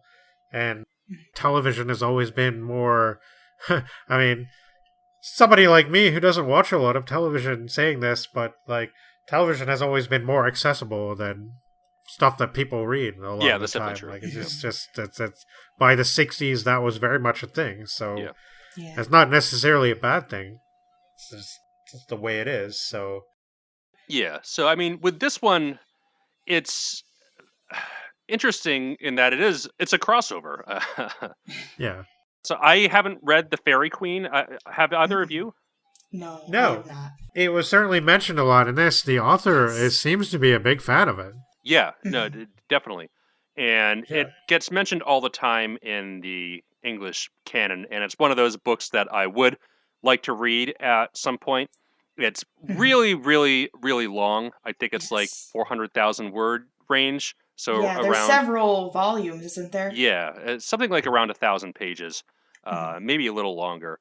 But from all the reviews, it seems like it's an enjoyable read, not something like Clarissa, which I also haven't read, but apparently it's just an insufferable slog that goes on for 1,000 pages. Yeah. So I don't know. This is basically the Star Trek crew finds their way into the Fairy Queen. I would probably get the references more if I read it, but I wasn't going to read a 400,000 word text to prepare for the fanfiction story. I mean, I'm sure it would be more like, I don't know, maybe it would be less perfunctory than reading this. Like, I had, as the longest work in the episode of fiction, I struggled with this. I didn't really enjoy reading it. I don't know. I guess, it's just one of those things, right? Like the fan fiction. I don't know. Every now and then I came across something that I thought was pretty cool, but yeah, I've always, like when it started developing an interest, because I just wanted to read more Doctor Who stories, right? Because there weren't enough. And it was interesting, but I mean, I wouldn't go back there a lot of the time. And I don't know, just kind of gave me that feeling. Like I laughed a few times and I got impatient a bunch of times. And a lot of things were interesting. Like, she was definitely playing out the Spock plus Uhura angle. Like it was kind of interesting to know that was very, very definitely on the minds of fans at that time, it seems. Yeah. Like, I kind of wondered if that was a more modern thing. I mean... No. I'm pretty sure that in another Spocknalia, they do talk about, like, Kirk and Spock as well. There seems to have been romantic angles right from the start. Yeah. And in that interview on YouTube, they basically say that the smut/fanfiction was written almost immediately. It was just not published in some of the fanzines because some of the editors were too embarrassed, but they circulated copies of it anyway in secret. That's really interesting. I guess I've always been a little bit, I don't know what the right word is. Like, it's a weird fascination because it's not really, I don't know, like this whole wanting to see a character that you envision because you see them on a TV program or something, like, engaged in relationships that aren't really featured extensively in the show, but you just like want to see those characters do those things. So you write these stories and it's like, I don't know. It's odd to me because I've never really thought about somebody else's character like that. Like maybe somebody, I don't know. It's interesting. It's interesting. I don't know what I'm trying to say. Like people have odd fantasies, I guess, that I can't personally relate to, but I find still very interesting. I think a part of it comes from just relating heavily to characters and perhaps wanting to live vicariously through them or being very invested in certain characters and wanting that from a story, I guess. Certainly reflections of personal fantasy that come in a lot of these stories, I would say. Yeah. It is very well known that a lot of women were attracted to Spock right from the beginning. Yeah. I do remember hearing this story where after the Naked Time episode, when Spock first expresses emotions and he breaks down, that there was apparently, after that had aired, he got like tons of fan mail from women who were very invested in that. It's sort of this idea of like, oh, well, you know, I could be the person to make him feel emotions in a way. Yeah, I kind of thought that even though she clearly knows all the characters very well, she doesn't really capture their voices at all, especially Spock. Like, it doesn't really seem like him talking. Highly illogical. I just can't picture. I don't know. Yeah, like you were saying earlier, Gretchen, the desire to sort of like take your favorite fandom things and smush them together. Like, I think the Fairy Queen probably is a very niche fandom, but it still seems like it's kind of like going, okay, these are two things that I really like, and I'm gonna draw them together. And I don't know, like, I think a lot of the thing that irritated me about the portrayal of everything was just how nondescript the characters' feelings were about everything. Like, there just wasn't a lot of, I don't know, like, stuff just happened and nobody really, like, it just seemed like everything was normal and nobody really commented on it or thought anything about it. Like, I don't know, it's so weird though, because you think about Star Trek, the show, and they were experiencing stuff like this all the time. Yeah, right. Right? They Like, just got used to it. was, like, I mean, I could kind of imagine this being an episode almost. Yes, yeah. It does feel like a very original Star Trek episode. Yeah, I was getting the same sort of, like, I could see it happening. I could see it happening, especially, even though I haven't seen too much of it myself. I know the animated series is a little more outlandish at times, and I could see this happening in that as well. Yeah, I've never seen any of the animated series. I've heard mixed things, but... Yeah. I've heard, it is a little sillier, and I feel like there's a little more of a fantastical element to things in that series. Yeah. Yeah. This kind of did remind me of some of the episodes where they meet with, like, the ancient gods and things like that in the original series, and some of those more fantastic excursions. Oh, for sure. But it just wasn't like, it didn't have an atmosphere. Yeah. Like, it was just lacking in, it wasn't engaging in, like, the concept were cool. And again, maybe it's one of these things, like, if it had been longer and if more thought had gone into the atmosphere of it, it would have been pretty cool, but it was just so, like, and then it did one of those things that I really hate. I've seen this in a Doctor Who book that I remember from the 8th Doctor range in the 90s, where they start the story just describing, like, something happening to some people that, usually one person that we've never really, like, we don't have any cause to think anything about that person or care about their introduction, and then something, like, really terrible is happening to them, and it's, like, just very abrupt, and then switching scenes to something else, and you're like, well, who's that person? Like, what was that? So, don't hear it's like counting on our knowledge of, I guess, the Star Trek crew, and it's from Sulu's perspective, and he's like, yeah, this is how he starts the story, is like watching, like, Captain Kirk is saying something, and then all of a sudden everybody's gone, and Sulu's looking around, where'd they all go? And that's the last we hear of Sulu till the end of the story, right? What? What? Okay. Why would you start it like that? And then Kirk is just like, and then everybody acts like everything is normal. Spock speaks with contractions. Like, everything is just so weirdly done. But you can tell she knows the series very well. And then the focus on Uhura is cool. Yeah. Definitely. But, yeah. It did follow that original series template, too, of when the alien was taken to the Enterprise and he had to contact his dad and get his dad to help out. It's like his dad is the more powerful alien who knows about shit. So, but at least he didn't, it didn't turn out like Charlie X, where he was exiled to an eternity of anguish. or whatever whatever happened to that kid at the end of that episode. So, yeah. I don't know. It read like something from somebody who knew what she was doing in that sense. She understood the series, but I just, it's, again, I feel kind of like it's wrong to overly criticize stories like this. Like, it's just something that she wrote for fun, I guess. And yeah. Nate, you were saying she did publish a professional novel in the Star Trek series at some point, right? Yeah, and she also sold this one not as a Star Trek story. She basically scrubbed all the Star Trek stuff off of it and sold it as a story called Ptolemaic Hijack, which appeared in Worlds of Fantasy #4 in 1971. A common thing that people do now. Yeah, I mean, 50 Shades of Grey is the obvious example of modern times of that happening. But it's happened a bunch. And she did write a official Star Trek thing later on. It was the Face on the Barroom Floor with Eleanor Arneson that appeared in the Star Trek The New Voyages series. Okay. Interesting. Yeah, also I believe that Visit to a Weird Planet Revisited was also in the New Voyages, which she also published in another issue of Spocknalia. It was based on Visit to a Weird Planet, and it was like about the actors switching places with the characters on the show. Ah. Yeah. That one actually sounds like a fun idea. Yeah. Yeah.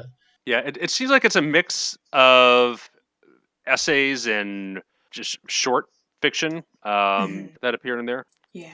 Yeah, so Spockanalia had a lot of poetry in it too, eh? Yeah. Very varied in the content, at least that first issue. I didn't take a look at the later issues. I did want to read, because there was also the cast of TOS knew about it and actually wrote some letters for it. Okay. And DeForest Kelley and Leonard Nimoy wrote to it in the style of their characters. Nice. So I did want to read a little bit of DeForest Kelley's and then Leonard Nimoy's responses. So here is part of DeForest Kelley's where he says, "Regarding your questions of how I feel about space medicine and having a non-human aboard the Enterprise, space medicine I can take, even though computers have removed a great deal of mental challenge and true personal discovery.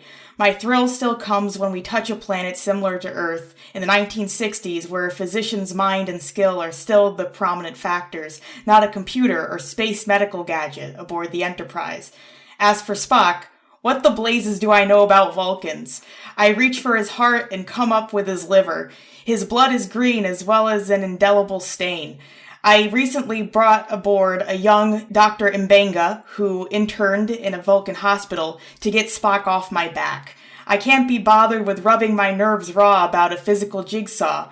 I have enough problems without taking on all of Spock's peculiarities, mental or physical. He is capable of undoing every single thing I have learned in all of my years of medical training, and I don't intend to let him do it. I have warned Captain Kirk that one more Vulcan aboard our ship, just one more, and I will resign from the service." And then Leonard Nimoy, as Spock, responds, "I have read with interest Dr. McCoy's comments on space medicine and particularly his complaints about having to treat a Vulcan. If you can imagine what it would be like to have a toothache treated by a screaming witch doctor, shaking ancient instruments and yelling unintelligible incantations, you have some idea of what a Vulcan experiences when treated by the ship's surgeon." Nice. So yeah, that definitely fascination with Vulcans and Vulcan thought process. Yeah. Yeah. What issue were those from? That was from the second issue. Okay. Yeah, so I guess they must have known about it right away. Yeah. Yeah. Cool. Kind of interesting how that works out. And the issue #1 is pretty huge in size compared to all the other fanzines we take a look at. It's like 75 pages or something like that, maybe even longer. The staples that they used, I guess the issue was so thick that they couldn't use regular staples, so they had to use like roofing staples or something like that, and they had to like manually fold them in, and doing so like damaged a lot of the covers because they just weren't meant to be used in that fashion. What are the funny anecdotes that are in that YouTube interview? This seems like this scene had a little bit put into it. Yeah, it definitely did. Yeah. A lot of content, a lot of artwork, and a very high circulation. I mean, 5,000 copies is huge. Yeah. The issue that is online is the third printing. Yeah. I don't know. Yeah, I don't really have anything else to add about that story. I mean, I did struggle with it a little bit, but it was also an interesting read. So, yeah, it's kind of how I think about fan fiction of a certain vintage in general, right? Like, it takes you back to things that, like, some of these properties have been around for long enough now that it just seems like the concerns are very different. And at the same time, so much now, especially in Star Trek and Doctor Who, which we'll be talking about more length at some other time in the not too distant future. But, things get answered a lot in the media, I guess, not just the tie-ins, but the episodes too. Like, they try to, there's so many different series of this and that, and they try to fill in so much detail about things that you might have had questions about. And I think that's something that, as well as the crossover things, fan fiction always has this fascination with filling in gaps. And that's, we don't see it so much in this story from today, but like in general, it seems like doing something like filling in stuff about Vulcan, about Spock's background, about that especially is something that all the writers wanted to do. And I think like when the professional books started being published, that was the kind of thing that they really went for, especially not even before, I think, just doing kind of stories that could have been TV stories, but maybe a bit longer, right? It's like getting into the background, getting into the truth about Spock and his people, because that's one of the most fascinating things about the show. And you could tell that Berman feels that, right? It's just like... Yeah, definitely a historically interesting piece. I mean, maybe the first modern piece of fan fiction. It's really hard to put the line on where it starts. Yeah, where does that start? We don't know. Yeah. I'm not willing to speculate. No, it's almost an impossible question to answer. Almost as impossible as it is to figure out when science fiction started. Pretty much, yeah. Yeah. Yeah. Even if you trolled through all the fanzines through the 40s and the 50s, you maybe encounter some precursor to this. I mean, who knows? Right. I mean, and even like, there are some interesting questions that can be asked, like going back to our 1930s guys and Lovecraft and all the things that sprang up around him. Right. Yeah. And I mean, it wasn't just his doing, it was all of them, but they were all like creating these weird metafictional scenarios, like secret books and stuff like that, which the other writers would refer to in the text. So you'd be like, the Vermis Mysterious by Von Jontz or whatever. That's like Howard's mysterious book. And the Necronomicon by Abdul al-Hazred. That's Lovecraft's. The Book of Ibon, that's Smith's. And all these, they're like creating these things, right? And making it like a shared universe that they could all play in. Yeah. And to me, it's like, I always had this problem with the Doctor Who stuff in particular, I guess, because that was my first fandom, and that was like, I don't know, I'm not really that committed to it now, I guess. Like, it's over time, it's just been kind of like, I just like the classic stories that I grew up with mostly, I guess. But, and, I mean, I remember that there's some of the novels that are good, and some of the new episodes I like, but it just seems like, like, I always kind of thought, I don't really differentiate between what a fan writes that I like and what a professional writes that I like. Like, where does that line come into play? How do you start thinking, like, this is legitimate versus this is not legitimate? Like, this is part of the canon, as they say, right? It's a word that we're not supposed to talk about, but everybody thinks about, You stand on one side or the other, right? One side or the other of the canon debate. And I don't know, it's just like, to me, it's always been this kind of, it's what you like. How can you think about it in any other way? So what you like is your canon. And what you don't like or what you don't know about is not. And it's as simple as that. Yep. So if I want to include Sherlock Holmes stories by somebody else in my Sherlock Holmes canon, yeah, maybe I can do that. But, I mean, it's not like, I have a choice. I don't have to include anything but the Arthur Conan Doyle stories. And that's fine. And I guess people who only want to incorporate the original Star Trek ideas into their personal headcanon, as opposed to whatever people come up with nowadays, that's fine too, if they want to. But, I don't know, it's just really interesting to me. What was that acronym you used earlier, Nate? IP? Oh, intellectual property, yeah. Intellectual property, yeah. So that's what I was wondering about that. I was pretty sure it stood for something like that, but I wasn't totally sure. Yeah, sorry, I guess industry jargon. And I kind of thought, like, yeah, that's really interesting. People working in that playground, right? There's so many things you have to consider that you wouldn't otherwise, because you're working with an intellectual property, right? Yep. Yeah, no, definitely an interesting piece. I mean, it's hard to say whether this is the first piece of modern fan fiction, but certainly after this, fan fiction becomes like a real thing that thousands and thousands, if not millions of people start writing for all kinds of things. And pretty quickly afterwards, for not just science fiction, fantasy titles, they mentioned like Starsky and Hutch fan fiction too, which I thought was pretty amusing. Yeah. Man from U.N.C.L.E. Yeah, has right. some as well. Yeah, all kinds of stuff. Yeah. That crossovers get so out of control. It's really something. It's really something. Yeah.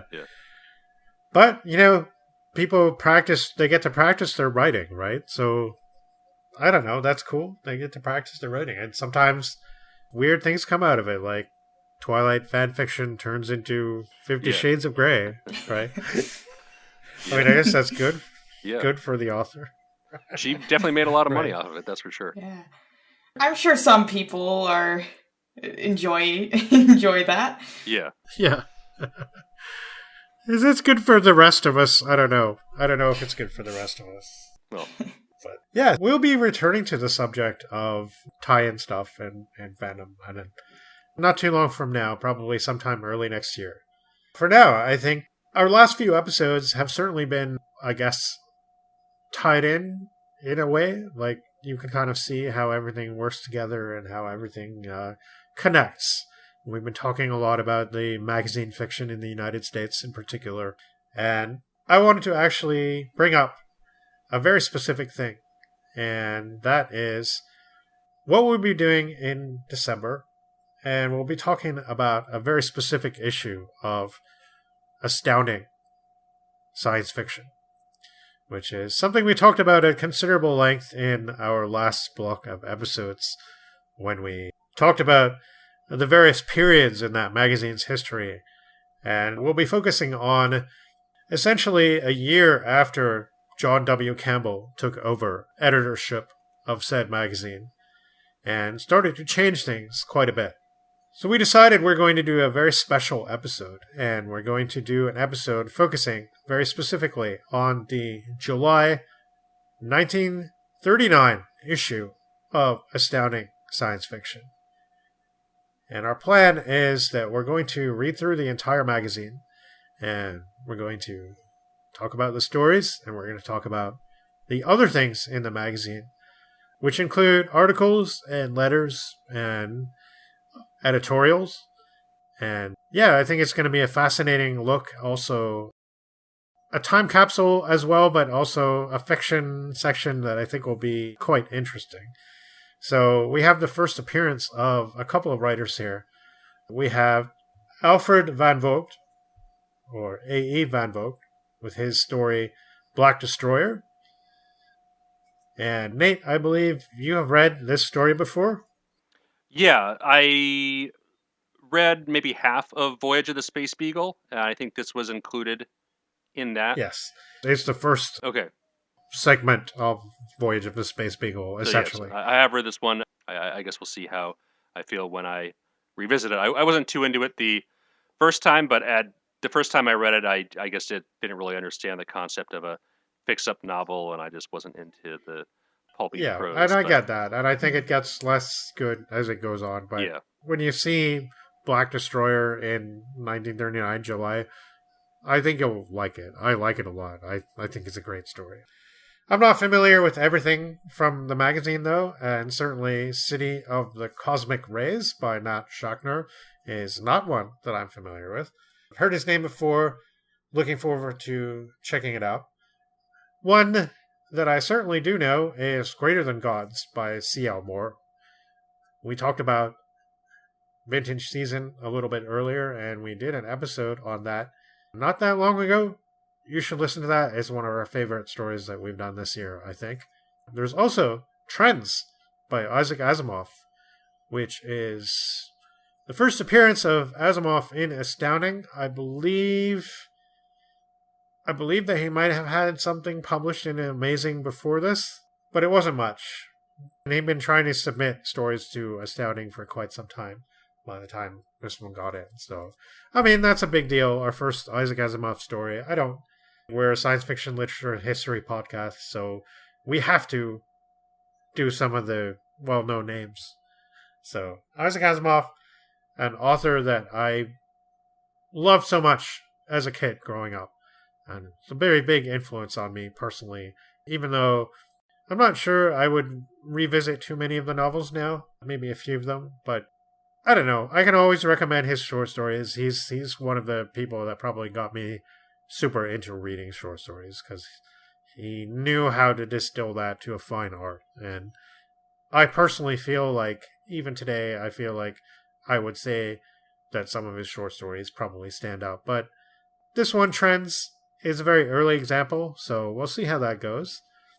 There's also Lightship by Nelson S. Bond. And don't know that one, but I've read something by him, and I'm not looking forward to that one. Hopefully it's better than what I read. But we shall see. There's also The Moth by Ross Rocklin. And Ross Rocklin is an author that I have not read before, but I don't know, his name has come up a few times too, and I'm also curious about him. As with Amelia Reynolds Long and her story, When the Half-Gods Go. Amelia Reynolds Long is somebody who is published in Weird Tales quite a bit, apparently, so we can see another crossover there with Astounding. And as well as that, there's a bunch of articles. There's stuff by Willie Ley. Leo Vernon seems to be writing about artificial intelligence, so that'll be interesting to read about, considering RE1 and other stuff we've done in that field. But yeah, we're just going to talk about the whole issue. We're going to talk about it kind of from the now perspective, but also from the perspective of somebody who might have been reading it back then and what they might have thought about all these stories. Some of the authors are new to me, some of them are not. I'm looking forward to rereading the Moore story. I think that's going to be really cool. And I personally really like the Van Vogt, so I will be defending that probably vocally. Well, we'll see how it goes. It'll be a fun episode. Yeah. Yeah, definitely looking forward to reading more of Moore. Yeah, same. More. Sounds good. Yeah. Yeah. There'll be some interesting things to comment on for sure. We'll see what we want to spend time with the articles. And there's a letter section as well. The analytical laboratory and brass tacks. And I don't know. Campbell seems to have been like marketing the magazine kind of as being controversial and kind of like pushing the boundaries a little bit. So this is the pre-Second World War period, and I think that makes a big difference in a way. Like this, I mean, it's not quite pre, obviously it's happening right as this magazine is coming out. But not America's involvement anyway. Yeah. And this is before Campbell really got pedantic, I think. And it's an exciting time in his editorship, and we're getting introduced to Van Vogt and Asimov for the first time in this issue. Van Vogt's got a thing with the fans too. We didn't really get into the 40s fandom, but in the 40s, we get your thing where Van Vogt wrote his book Slan about mutant people and their powers and hidden tentacles. And I guess a phrase that was used among the fandom at that time was fans are slans. And I guess kind of goes along with this idea that the fans are special, right? And the fans we're a special community, a special people. And that seems to be something that was developed pretty early on as a feeling of that.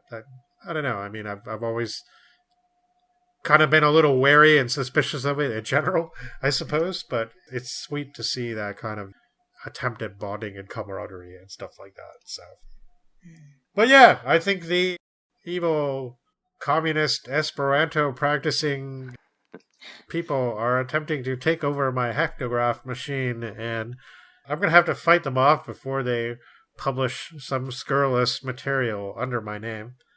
And I think you all are implicated, I'm sorry to say. But I think we know the names of some good lawyers. And we won't be releasing an issue of the legal ramifications of the Chrononauts podcast. But maybe we'll write an article about it in our fanzine. Until then, though, I think we're signing off for now. We will see you next month when we will have some other content. We don't quite know what it is yet, but it'll be something interesting, I guarantee. Until then, we have been and always will be Chrononauts.